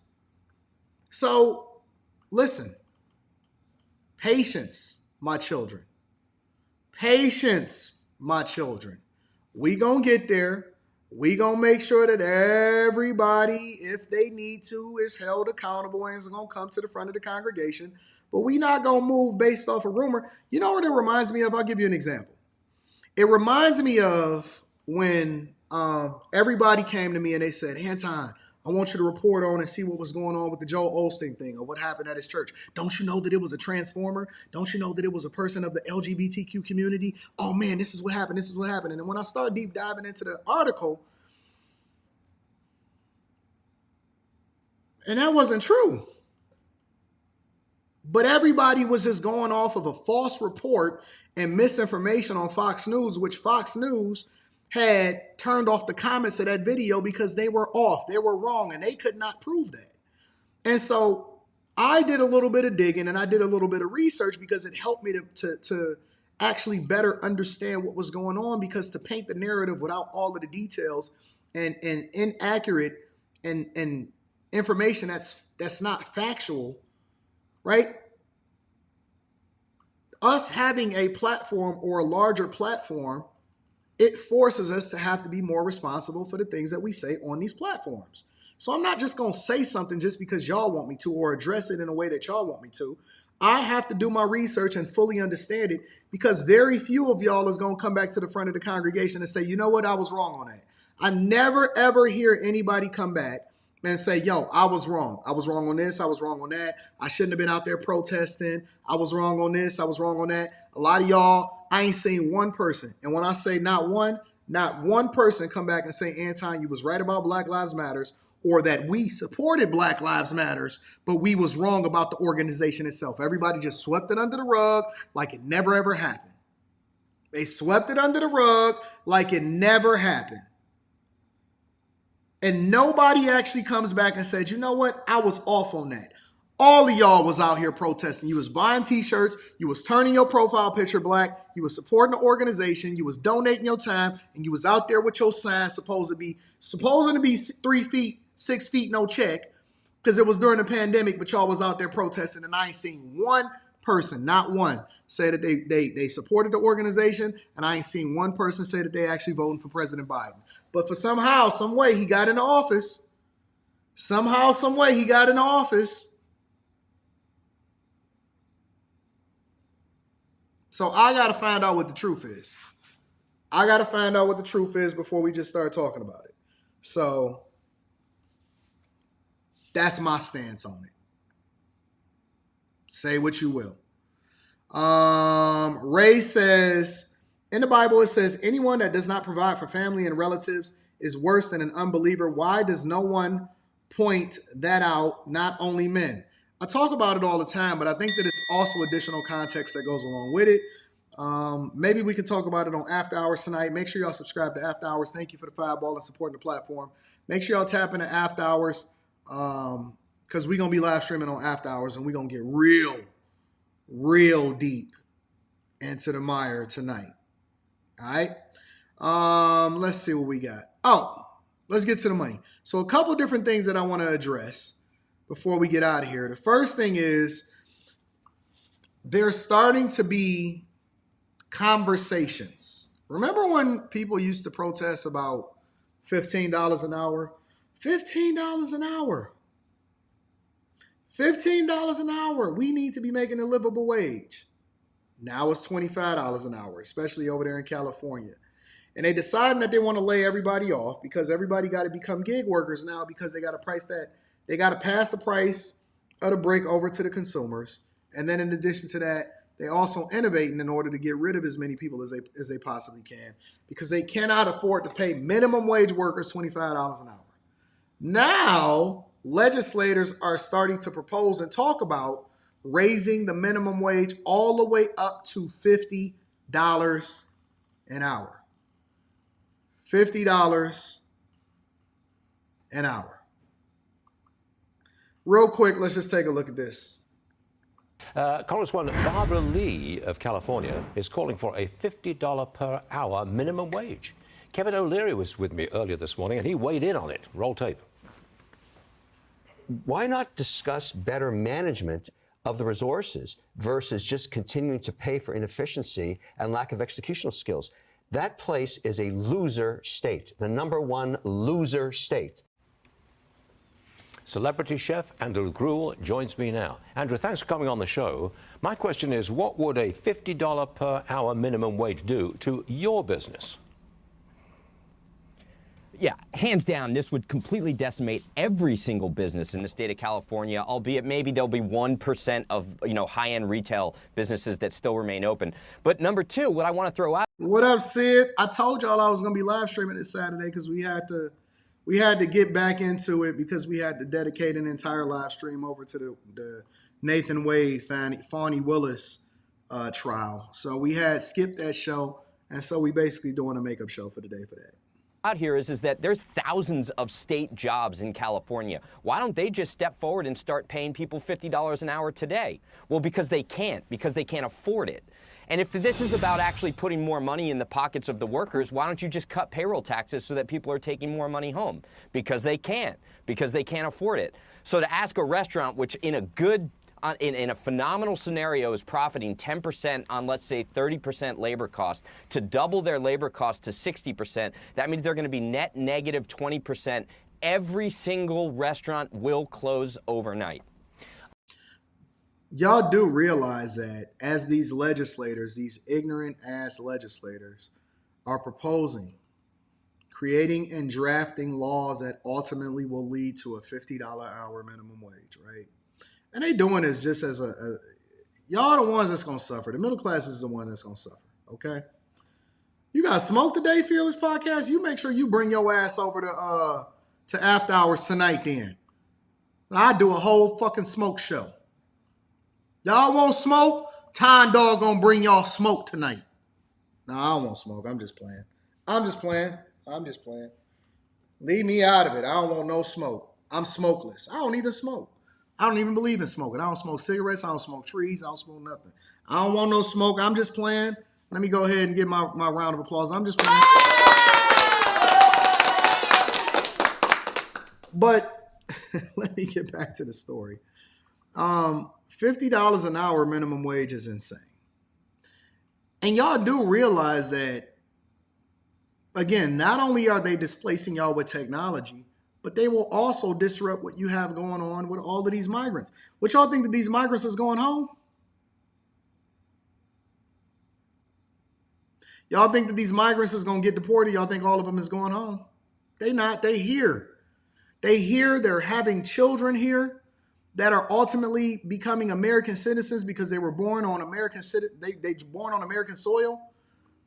They're here. Listen, migrants are going to displace you. Technology is going to displace you. And you're going to legislate yourselves out of jobs because these jobs were never meant to be for people. A McDonald's job coming in and doing fries was never supposed to be the job that you're supposed to have for the rest of your life. I ain't tripping off people that do fries. I do fries if I can make it, if I can get some extra time in my calendar to get a ninth stream of income. I don't mind doing fries. But the fact of the matter is you cannot legislate yourself to success and then think that you're in a capitalistic market. Are you comfortable with the way California is run? Because it doesn't seem to be in favor of business much at all, does it? California is the worst run state. I mean, following off of what Kevin O'Leary said there, he's 100% correct. The thing is that they can't manage their money. They play these games on their spreadsheets where they move money around to pretend like they've actually got a surplus in the budget. They don't. They can't prosecute crime, and the state itself is falling apart. But the thing is, it's an absolutely beautiful state, and quite frankly, I think there's a reasonable subset of people who actually have good values and good perspective on things, but they're being either ignored, and if they speak out, they get prosecuted. The only people that get prosecuted are the people who actually have good opinions. Andrew, when I go out to eat, I'm astonished at the high price of a restaurant meal. And I'm pretty sure this is true all across the country. Are these high prices driving business away from your restaurants? Yeah, so what happens is that if you maybe had like a visit once or twice a week, that person's going to come once every 2 weeks at best because the prices are so high. It's not that they don't love your restaurant, it's just that everything's being priced out of the market. So ultimately, eating out, even in fast food, is becoming a luxury experience as opposed to something that can keep jobs, on the spreadsheet and can keep restaurants going day in and day out. Are you financially strapped? oh, you know what? It's not just about being financially strapped anymore. You can't even get loans because the rates are so high, because it's so risky to get the necessary loans, that it's all friends and family and angels. And every single day you're living so close to the edge that you want to be able to take care of your team members that you don't even know how you're going to survive the next day if you don't get at least X amount of people in your doors, and then prices just go up and then they tax you more. Let me tell you something. The margins are so thin in the restaurant business, it's insane. Restaurant owners are going to have no choice but to close the doors. It's not even just passing the cost over to consumers anymore. It's just flat out closing the doors. And then everybody is going to be gig workers. And you know the benefit of gig work is that, or benefit of gig work as far as the owners and the restaurant owners, is because then you just got to eat what you kill. Really, that's what we all going back to, right? Honestly. We're all going back to we're being forced back into being entrepreneurs. I know that sounds wild. It's supposed to sound beneficial, but it actually sounds. And this is how we're being forced to go back into entrepreneurship. Because let me give a little bit of credit to the unions, right? Because when unions came about, unions weren't just about wages. Unions were about working conditions. And working conditions used to be so substandard because we didn't have the technology, we didn't have the safety, and a lot of people were dying and getting injured on the job. There was no real structure. Different people was making different wages that was just being basic day laborers. And so unions came about in order to advocate for the worker and then to set a standard, which then trickled down into other industries. Unions become corrupt. Obviously, they start to steal money. They don't do the things that's in the best interest of the leadership. They have to make concessions. They largely started to drive automakers out of business because they was asking for way too much. And they didn't really understand the business, and that you had to have an equity into the business in order to really profit from it, which then we seen profit sharing come about in the late 2008, 2009. Profit sharing came back to the companies because it was a way for them to have a vested interest in the success of the company rather than just getting the wages, right? And so ultimately what happened was we depended so heavily on the government and laws, and then you've seen these legislators continue to try to get the endorsements of people like the UAW leaders and churches and stuff, that ultimately we became so heavily influenced by government and by what the government was doing, because the government had to trade favors in order to get that endorsement, that eventually we got to the point to where we no longer created a free market. We allowed for legislators to determine how businesses were supposed to run instead of ensuring that businesses were running as much as possible. The government is supposed to give you the structure that allows for you to be successful, not hinder you from being great. And we forgot that. We've become so government heavy, so government dependent. Social security, disability, social services. We become so dependent on the government giving us money that not only did we legislated ourselves out of jobs, because the industry is going to continue to evolve no matter what, but we also basically became a socialist country because now we depended on the federal government in order to help us survive, but they're not helping us survive, they're helping us to go homeless. So now, just like everything in life and everything in society is cyclical, because what's basically happening now is that we're going back to all being entrepreneurs. We're being forced to be entrepreneurs because jobs can't keep us. And in order for us to still get our goods and services, because technology is going to continue to innovate, we've all basically become gig workers. And to be a gig worker, you get a 1099. To get a 1099, you have to then file and put out for your own taxes. And then everything became back to where it's originally going, because nobody can afford to actually have an employee anymore. They only can have contractors. Nobody can afford to have an employee anymore. So now we've been forced to all become contractors. People that are driving your food, people that are preparing your food, people that are coming in and doing the jobs in a lot of these plants. These are people that are coming in as temporary services, gig workers. Even when you get a job a lot of times in corporate America, let's say you're a software engineer, you have to come in as a temporary employee to eventually get hired into whatever it is that you're doing. Driving trucks. They want you to own your own truck because trucking companies are going out of business. And so now we're being forced to reset because nobody can afford to hire anybody anymore. And we only need you temporarily, which then forces you to compete against your brother and sister because neither one of y'all have any structure or anything that you can do. And so y'all basically are pricing yourself all the way to the bottom. And that's why you're starting to see on social media, people keep saying, no, charge what you're worth. Ain't nobody buying you. Your value is based off of what somebody is willing to pay for you. Charge what you're worth. Charge what you're worth. When you get so outsized in how much you're asking for and what you're asking for, ultimately, you advocate yourself out of a job. Because the value of a person is only based off of the value that they add into the company or what you're willing to pay for it. I'll give you another example, right? No matter what happens, because they're trying to incentivize me to pick up the pace and, be more available, they can't and they won't get rid of me. Because the value add that I have into the company that I work for from a corporate perspective, which is one of the reasons why my bonuses are insane. The equity that I get every single year into the company is insane. No matter how much they pay me, and the bag chasers and the Patreon members, you guys know how much that I'm making because I've shown you my W-2. It's insane because I have a whole lot of different streams of income. They will not get rid of me. Well, why? Because they feel as though I'm too valuable to let go.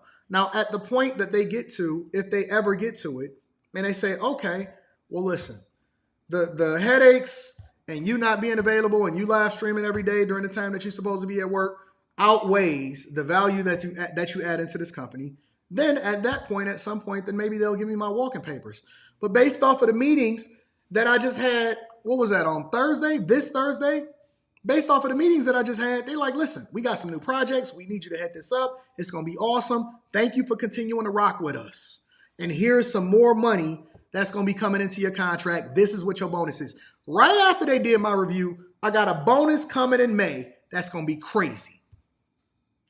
I got a bonus coming in May that's going to be crazy. Because the value of something is only based off of what somebody is willing to pay. And so when they start doing the comparative analysis, they say, listen, the amount of money that he makes us, regardless of whatever time he's streaming, the amount of money that he makes us far outweighs the cost that it's costing us for us to be able to continue to deal with his foolishness and his shenanigans.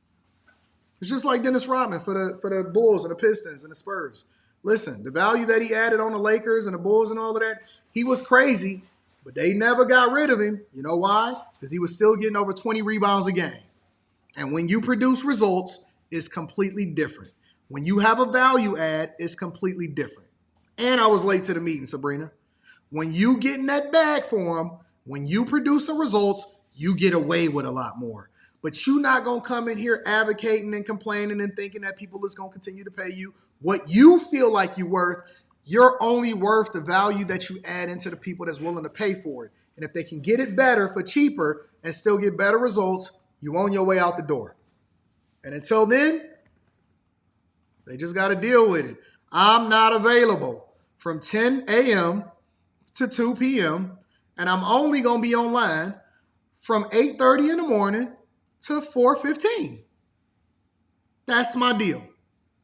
Now, what people don't know is that I'm willing to be up at 1 and 2 and 3 o'clock in the morning, making sure I get those deliverables done.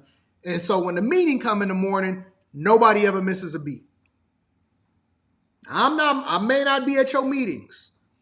I may not be there. But when I say I don't miss, I'm not just talking about from a content creation perspective. I'm talking about in anything.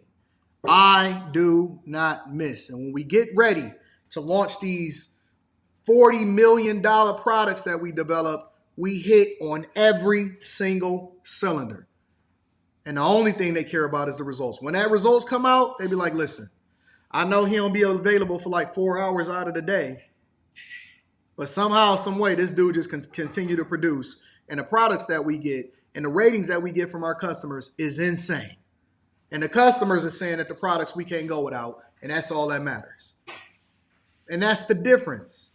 That's the difference. That's why they pay me the crazy money and why you got to sit there on the phone in the call center every day because they can replace you with artificial intelligence. You can't replace me. I'm invaluable. All right? Let me read the super chats, and then we're going to get over into the last thing that I want to talk about before we get up out of here. WREM 970 says, I am damn glad I am leaving California. That state is going straight to hell. Well, don't bring your voting habits with you, because somebody voted those people in there that's doing the stuff that they're doing over in California.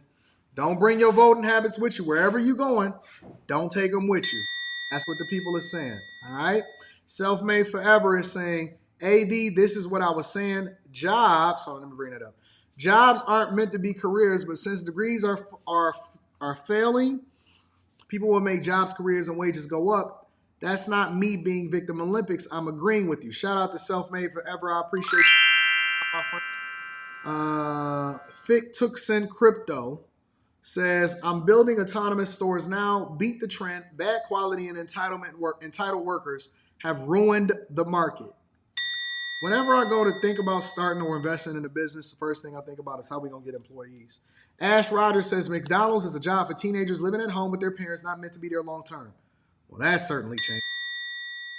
Jonathan Wilson says, I watch you every day, big bro. Thanks for helping me change my mindset. Keep up the great work. That's what we do. We change the mindset. I see a lot of people that steal my talking points online, too. Let me say that, too. I see it's a lot of people that ain't giving credit. They stealing my terms, my talking points.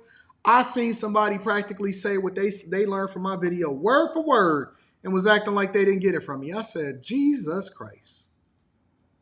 Jesus Christ. This is what we doing now? We being influential without getting the credit? I ain't going to worry about it. All right, so last thing that I want to get into is the money. And one thing that I say on a regular basis is that these players are broke. These players are broke. And I'm not talking about all of them. Shout out to Tam Renee. What up, Tam? What up, Biz? What up, Shawnee? These players, Pamela White, what's up? What up, Pam? What up, Nisi? What up, Cartez? What's up? These players are broke. And it does not matter how big their contract was. It don't matter how much you think that they made. I recently seen something pop up on my timeline, and it was of Lou Will. And Lou Will was sitting down with, I think his name is Spanky. Spanky is one of the comedians that be working with Kevin Hart, right? And apparently he got a new platform too. Everybody got a new platform, right? Everybody got a new platform. Everybody doing interviews. Okay, cool. I don't even think I want to do interviews no more, except for if you a sexy woman, or if you a woman, or you a person that I think is significant that speak to what it is that I speak to for my audience. So I'm very careful on the people that I bring onto the platform nowadays because everybody doing an interview, right? But I seen this video and I seen a clip of it and I thought that it was really interesting. And I wanted to play it for you guys because I think that it speaks to the thing that I say on a regular basis. And people think that just because you make a lot of money, that automatically means that you keep a lot of money, and it doesn't. It doesn't. So let me see if I could fast forward over to the part where he was speaking to. But Give me a second. I think it was in the 44 range, something like that. What's up, baby? Okay. Somewhere in the 44 range. It's bad investments. It's bad management. What's the average life in the NBA players? What's the average? 4 years. 4 years. Wow. 4 years. 4 years is the average lifespan of an NBA career. And it take us 5 years after that to go broke. And have to figure it out. Let's stop that right there. On average, we're not talking about LeBron James. We're not talking about Jaylen Brown. We're not talking about Giannis Antetokounmpo. We're not talking about Kawhi Leonard. We're not talking about Steph Curry. It's worse for NFL players. It's 10 times worse for most rappers. We're not talking about Drake. We're not talking about Lil Yachty. Think about how many NBA players, 452 NBA players that's on a roster? And guess what? They have a new draft every single year. First round, second round, first round guaranteed. They have a new draft every single year. On average, NBA players are in the league for 4 years. Also on average, 5 years after they retire and they're broke, which means that most of these guys made the majority of their money with no tangible skills after the league in their early 20s. And they're broke and filing for bankruptcy before they're 30. Now, this is Lou Will. Lou Will, I think, was in the league for like 18 years. 18 years, and at the end of that, they found out it wasn't his. 18 years. So now these guys, before they're 30, having to figure out how they're going to live for the next 55 years and figure it out. On average, the average NBA player is in the league for 4 years, and they are gone, and then they go broke within 5 years of retirement. This is a fact. This is not our opinion. This is a fact. So when you see them pretend balling, and I tell y'all, I say, listen, yo, some of y'all favorite NBA players, we got more money than them. We get more money than them in the bag cases. I'm trying to tell you, it's facts. If y'all not a part of the Patreon, if y'all not a part of Stock Club, link is in the description as well as pinned to the top of the chat. Let's hear them give the whole context. All right. 4 years. 4 years. What's the average life in the NBA players? What's the average? 4 years. 4 years. Wow. 4 years. 4 years is the average lifespan of an NBA career. And it take us 5 years after that to go broke. And had to figure it out, the majority of us. Damn. But it's overhead, bro. It's overhead. It's bad investments. It's bad management. So, you know, this is what I was told. Shouts out to, I got a name drop. Shouts out to Rasheed Wallace. Once I started making a little money, I guess he found out. He called. Hey, we need to have a meeting. I know you're doing the show in Charlotte. I'm pulling up, but we need to talk beforehand. So, all right, cool. Man, he sat me down and gave me the game, bro. Hey, I know family members going to be asking for this. Shout out to Deborah. I appreciate you, baby. This thing we doing this. I don't know if it was like that perfect timing, but I needed that meeting, though. That's amazing. It was just one-on-one because, you know, we went to Simon Gratz High together. That's amazing. A top basketball school, you know what I'm saying? I played on the team. Don't start that shit. We was top 20, Spank. you know what I'm saying? I ain't saying I'd have made it to the NBA, but I'm saying I could have made it overseas. That's all I'm saying. How many points did you average in high school? That's not the point. It is the point because you just said that you thought you could play overseas. How many points did you average in high school? The point is, in high school, overseas is harder than the NBA, bro. Well, it depends on the league. It's harder to stick. It's not harder than the actual. Right. And it depends on the league, too, though. There's some bullshit leagues overseas. Come on now. You can't play in none of them. You can't, man. When I was fucking 22, 23, bro, coming out of college, I could have played over there, bro. That's like the worst overseas That's like league. me being a class clown, and I'm like, yeah, I could have been a fucking comedian. You could have been a low tier. You could have been a low tier amateur comedian because I'm funny in class. Fuck no, man. But you know it's a lot of class. Hey, them NBA players be taking that as disrespect when you saying you better than you really was on the low. Clowns try to do it. And that's another way you go broke. Investing into some shit you know ain't gonna work. That's another one of our problems. And they say the top ones is restaurants, car washes. Cause listen, it takes me to be 37 and retired to understand that you never invest in anything that you don't know what the fuck is going on. Exactly. What is going on? I say this how many years have I been beating this into your head? How many times have I been beating this into your head? I preach this, I teach it, I press it down into you. I beat this into your head every single day. Every single day. And the Chasers, when we do Stock Club, we doing Stock Club tomorrow. I say, listen, I don't care what y'all learning right now. I don't care how great I am in breaking down my investments. I give y'all the information, and I don't invest anybody's money except for my own. Not nobody's money except for my own. I said, listen, we going to break this stock down. We going to break down this industry. We going to go into hospitality. We going to go into technology. I'm going to give you all the 8 things that I look for when I look to invest in a company. But do not invest $1. Anybody that's ever had a coaching call with me, I said, don't invest $1 into something until you fully understand it. It may take you a year. It may take you 6 months. Put your money into a brokerage account. You know what I'm saying? It's going to automatically invest in a SPACs account or whatever, so on and so forth, and you're going to get your returns from it. But don't invest one dime. I don't give a fuck what these gurus is telling you. I don't care what if these funds, all of this. Don't put one dime into anything. They say, Anton, why you not investing over here in Florida or South Carolina? I said, because I don't understand why y'all doing what y'all doing. I don't even understand which neighborhoods has got the best schools. I don't understand which neighborhoods is most walkable, what's being gentrified, what's not, why they pulling out insurance over in Florida, whatever.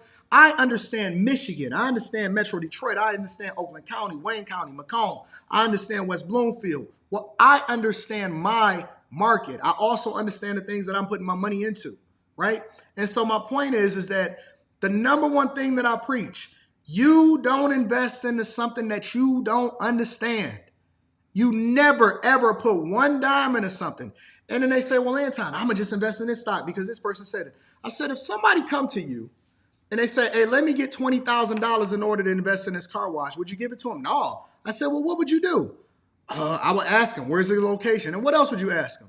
And then I start rattling it off. Okay, well, who's the other investors? And how are we going to get employees? And how much traffic is on this corner? And where's your business plan? And what happens if we run out of money? And how much are we going to charge per car? And then how do we market ourselves? And I start asking all these questions. I said, well, that's the same approach that you have to take into anything that you invest in, whether it be the stock market, because the stock market is not the stock market. It's an opportunity for you to invest in a company that you otherwise would not have had access to if they were a private company. It's an opportunity to publicly invest in a company. So we got to go through. We got to look at the market. We got to look at what their competition is, how technology is going to disrupt them.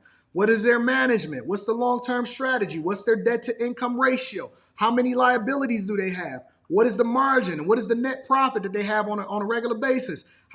Are they a dividend company or are they a company that reinvests into themselves? What's the long-term strategy, right? It's so many different things that we have to deep dive into before we can start deploying our money and our resources. And so I have to beat that down into you. And whether you're looking at it from a corporate perspective, a stock market, real estate, yourself, you never, ever, ever, ever invest into something that you don't understand just because you think it's an opportunity. That's how you lose your shirt. I keep seeing people in real estate saying, well, how many doors do you got? They ain't asking the context. What's the interest rate that you're paying? How many loans do you have? Did you have a hard money loan? When was the house built? How much equity do you have in a property? Is it cash flowing? Is it going to change depending on whether or not the interest rates change? What type of loan do you have? Is it an ARM? Is it a 30-year? Is it a 15-year? How long is it going to be before it's paid off? What is the maintenance on it?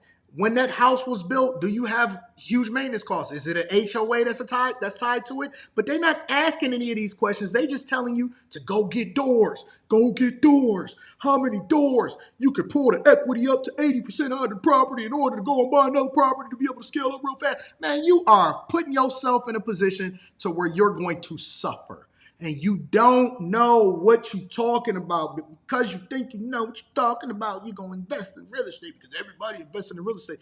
You don't know what the fuck you talking about, nigga. You just out here. You just running around. What if you have 4 different properties that's not generating revenue because you may have a problem over here and a squatter over there, and then you may have a vacancy, and then you got to turn that property over in order to get it ready for somebody, but then you got to get a real estate agent and you got to pay 1 month's rent in order to be able to get that rented and all of that. You don't have the ability to be able to carry that property. What if the roof got to be done? But people keep on jumping into investments thinking that they don't know.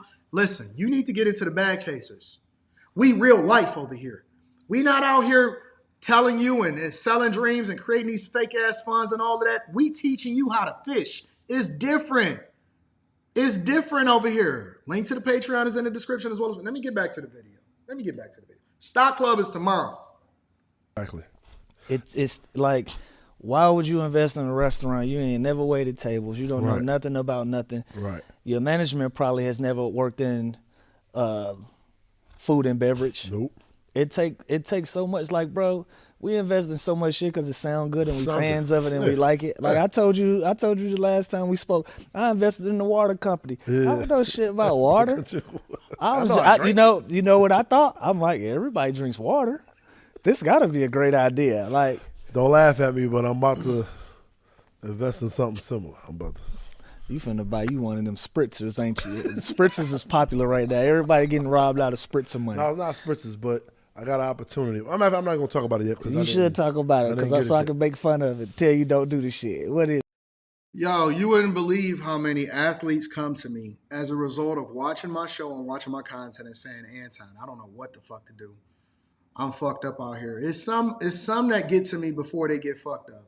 But it's other athletes that get to me after they get fucked up. And then we gotta recondition exactly every single thing. We gotta go over it with a fine-tooth comb. You would not believe how many people generate a lot of revenue and they have no clue. And they are on the pathway. When we do the numbers and we project things out, they are on their way to being broke in less than 5 years. I'm telling you.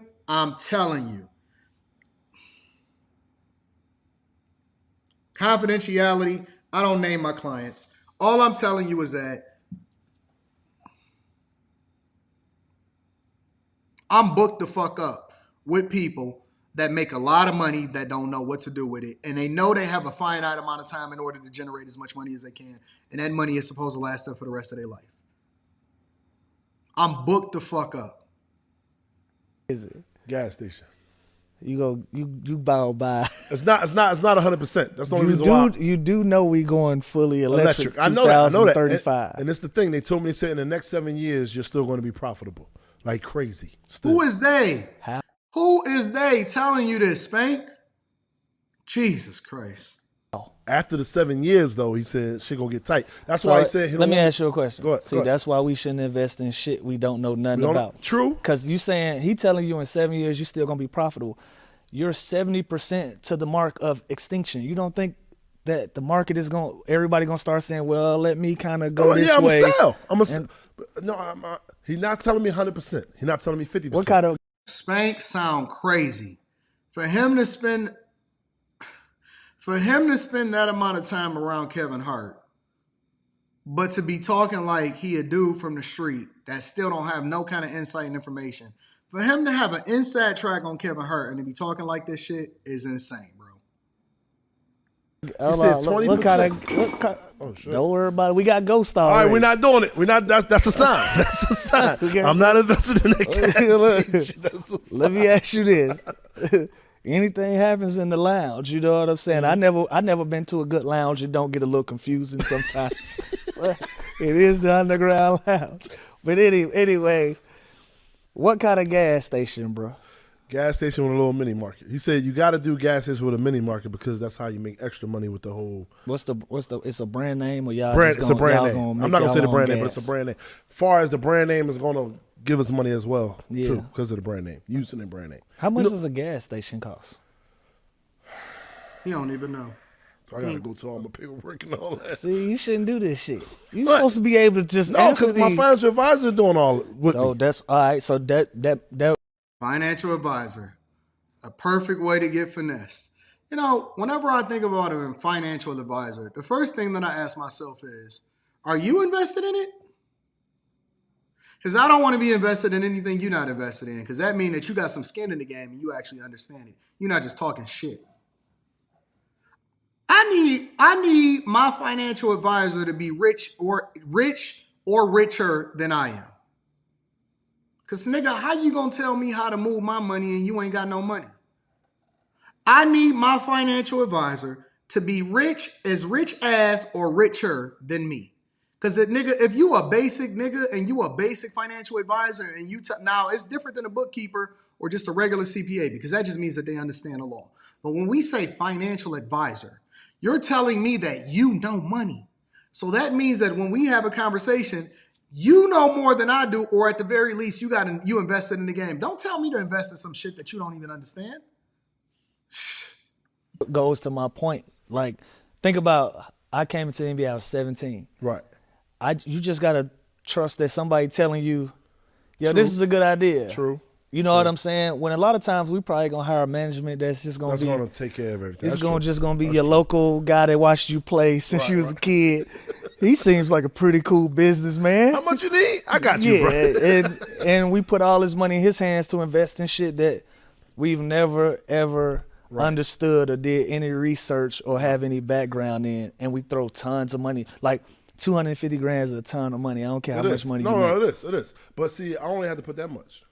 You know what I'm saying? He told me, look, I just want you to see how it is. I'll give you 20%. So that's what I'm saying. A motherfucker telling you, man, just throw 250 in there. That sound crazy. Spank sound crazy. Listen, this call, yo, man. hey, listen. I don't want to do it. Hey, listen. How much was your S600 you got? Let me not tell you. Come on, man. We don't, bro.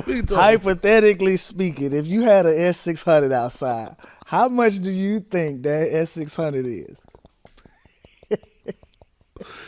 How much I paid for that? It was like 110, I think. We got a confirmation. Bullshit. 110? How's an X600 to 110? Nigga, is you crazy? You can't get no S600 for 110.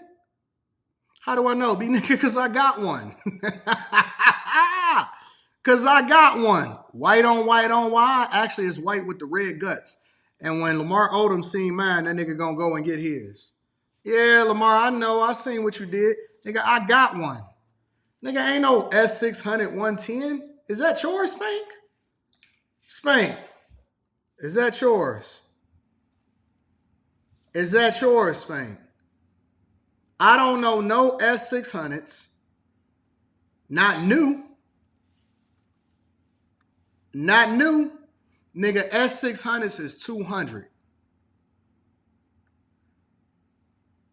175, 200. S600s is double what he talking about. 175 to 200. Nigga, at that point, you one step away from a Maybach. 175, 200. I don't know what the fuck he talking about. 110 from where? Is that the old one? Like 110. Would you toss a motherfucker your keys to two of them? Hell no. So the S600 is a Mercedes. It's the S-Class Mercedes. Again, so it's language when these people talk to us about investing. Right. That's true. 250, just throw 250 in there. Right. Like I done threw so many 250s at some shit that true. I never got back. You had more 250s than me though. You had more 250s than me. You put me out there. I got a mean jump shots. You can Google it. I can shoot. Google, I can shoot. Yeah, you can Google it. People like to pay to see the shit, so it worked out. It worked out. However, I'm retired and I'm going to your show tonight. All right? You see how shit work? You see how it go? Right. You see how it is, man? So, but because I've thrown a lot of 250s at shit that didn't work. Right. Like to this date, I can't really even hang my hat on a real investment that I can really be proud of. That's crazy. That's crazy. To this day, he can't hang his hat on and I respect Lou Will. I respect Lou Will for being this honest and transparent about what it is that he generated and the fact that he's saying that he can't to this day think of an investment that he can hang his hat on. I'll say that publicly. Respect. I'm just really the past, I'm gonna say 5-6 years getting into investing. But the first thing when I met a person to get me into stocks, he said, first thing you want to invest in everything that you use. So I started thinking about, okay, I fly Delta a lot. I invested in Delta. Can I say this? Hey. For all of my bag chasers that was at Stock Club last week, we broke down the hospitality industry which also, based off of how we defined it, included airlines. The conclusion that we came to, and I hate to say this, I can't even believe that we're having this conversation. The conclusion that we came to was that airlines was some of the worst investments that you could possibly make as an investor, as an individual investor. Airlines is quite possibly the worst investment that you can possibly make based off of what our standards are inside of the Bag Chasers. If you're not a part of Stock Club, if you didn't watch part one and part two, go back and watch part one and part two before you get into Stock Club, and we're going to be live streaming tomorrow, okay? If this dude did not just say, I invest in things that I use, and that I invested in Delta.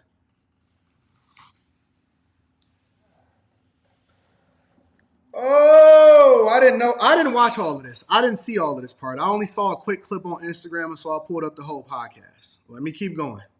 Or is this I'm laughing. or is this Switzerland? This might be bad. Nah, say what you say what you invest in on stocks, because I know that stock market shit crazy. You go to jail. You not going, bro. You not finna shake the NASDAQ up with I this don't shit, know, man. Come on, man. I don't know. I don't want no trouble.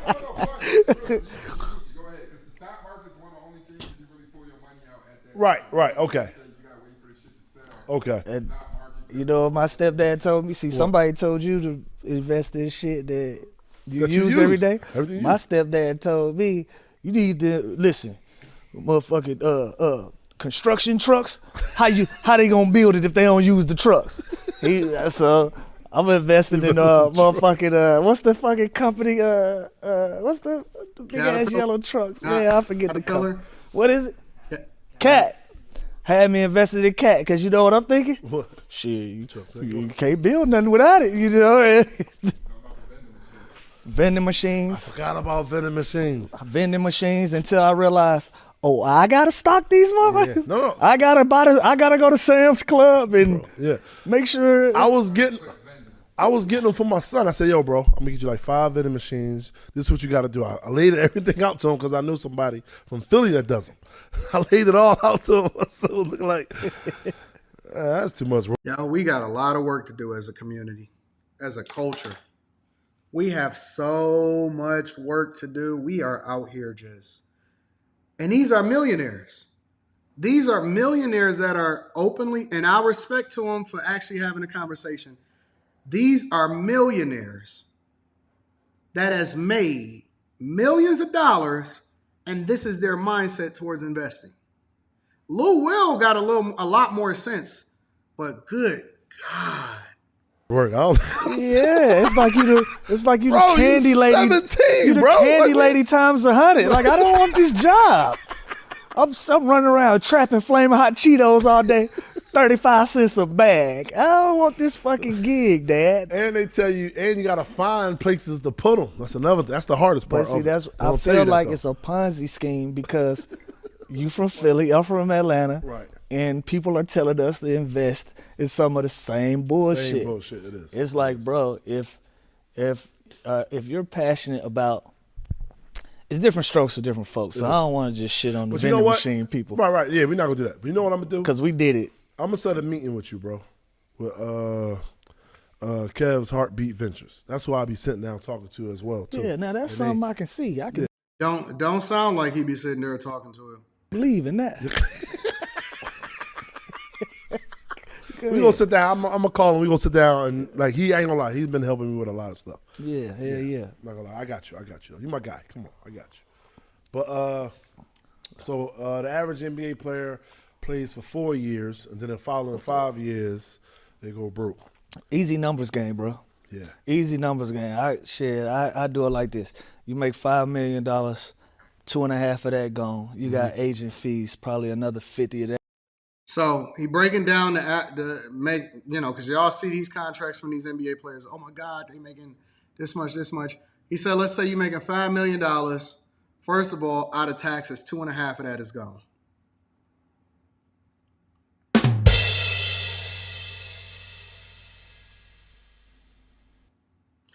First of all, out of taxes, 2.5 of that is gone. So you got a $5 million contract. Uncle Sam is taking a cut just because you got a $5 million. They ain't even picked up a basketball. Biden administration said we got to make sure that we support Ukraine, Israel, Taiwan.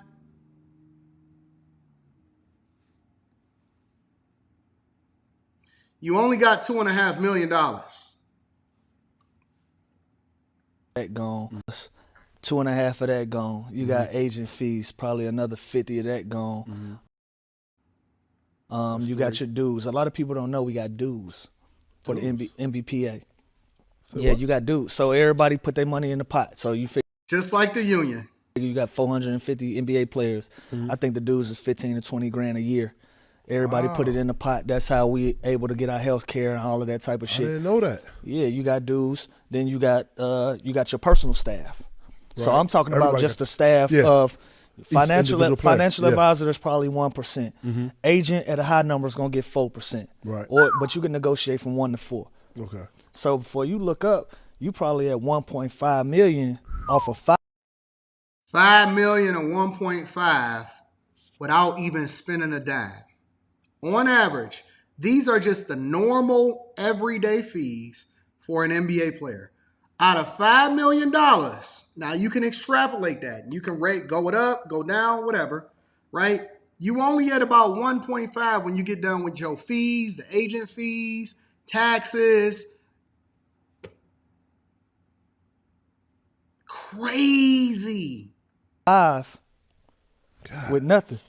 And these Benzes that we keep talking about in these mansions and shit, these girlfriends and these Chanel bags, before you know it, you not a millionaire no more. Right. You a high thousandaire. On paper, you can tell a motherfucker, fuck you, I'm a millionaire. Right.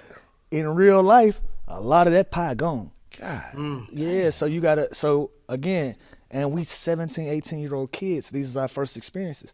It's gonna take us, I don't care what you go to school for, it's gonna take you 5-6 years of that experience to even realize what's happening to you. Right. You know what I'm saying? Like I was, hey listen man, I had a week, I bought a Ferrari and a Lamborghini in the same week, and I rationalized it with my financial advisor, and he was like, I can't legally tell you what to do with your money, but I don't think that's a good decision. Right. And I said, it's cool, I'll make a bunch of this shit. That's what you told him? I did. But I was young. What year was this? What year, you remember? Man, I had to be 24, 25 years old. So it was like the 6th or 7th season? Yeah, see?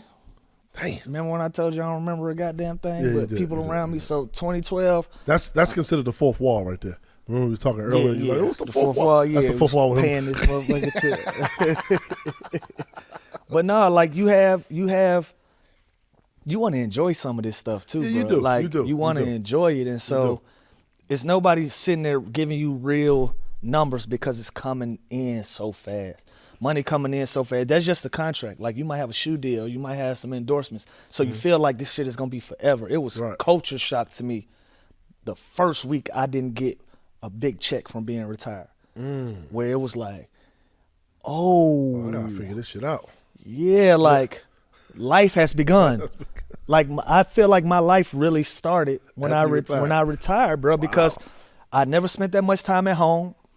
Never read. Listen, all my mail. My mom has a habit of coming to my house with a shoebox, taking all my mail, taking it to her house, coming back the next day like, boy, you got shit to pay. You don't look at your mail. I'm like, how I'm gonna look at my mail? You come get it every day. You've been doing this for 20 years. Right. You know what I'm saying? So that was my first time of really introducing myself to my real life. Yeah. Like I had never spent weeks at a time in my own crib. So is that another reason where they say a lot of when athletes retire, they get a divorce too? Because now they home so much. Hell yeah. You don't really know the woman you married? I'm holding on to that. We gonna get into that. Listen. After hours tonight. Let me pause it right there. Where we at? Let me pause that right there. We coming back to that tonight on After Hours. I didn't even know I was gonna be using that on After Hours. We getting into the woman aspect of it. That's an after hours conversation right there. You know what I'm saying? But I'm telling you, most of these dudes have no clue on what to do with their money. And then they've adjusted their lifestyle to how much money that they're making every single year. And then when they retire, before they get 30, most of them, before they get 25, Lou Will was fortunate enough to have a long NBA career, and he's not even 40 years old yet. And he got to live the next 40 to 45, 50 years trying to figure this shit out. Telling you, I'm trying to tell you, when y'all on the outside looking in versus having a real view into what a lot of these guys is living their life like, is different. Brock says, pass the love offering. Shout out to my dog, Brock. I appreciate you, my friend. All Things Philly is in the building, says appreciate the Saturday Live. Thank you, All Things Philly. I love you over there. Shout out to Philly. Anwar Williams says yesterday was my B-Day. Hey, let me give a round of applause. Shout out to the Chasers. Paul Johnson says, happy Saturday, family. Just left the office. Now I'm at the gym listening in, appreciating this Saturday show. Shout out to Paul Johnson. I appreciate y'all. Thank you to everybody that support the platform and to everybody that continues to hold me down. Listen, I love you. I appreciate you. As promised, we never miss. Saturday. After hours is tonight. After hours is tonight. So you know it's going to be crazy. You know it's going to be lit. It's probably the most fun show. This is probably the most informative show. After Hours is the most fun show. And Anton Daniels is probably the most lit show. We'll see what happens. Listen, you guys are awesome. Y'all know what time it's going to be. Sometime between 10 and 11. Most of the time it's sometime between 10 and 11. Let me just double check something to make sure we all good on that front. Shout out to Frank. Dan Vide says for the popcorn, Elder Bro, Anton D. Shout out to Frank on the Cash App. I appreciate you, big dog. Also, let me give a shout out to my girl, Bianca Blanco. Shout out to Bianca Blanco in the building. I appreciate you, Bianca. And then my dog, Mike That Dude, is in the building. Shout out to Mike That Dude. After Hours tonight. It's going to be lit. It's going to be popping. I love you guys. I appreciate you. Saturday, I'm about to go to this party for my wife, and we're going to get it popping. I need y'all to do me one more favor before we get up out of here, though, big dog. Just one. Make sure you share this with your family and friends. We don't want to be successful by ourselves. I love y'all. I appreciate y'all. Till tonight. Make sure y'all tap into the Patreon. The link is in the description as well as pinned to the top of the chat. I'm going to see y'all tonight. Peace.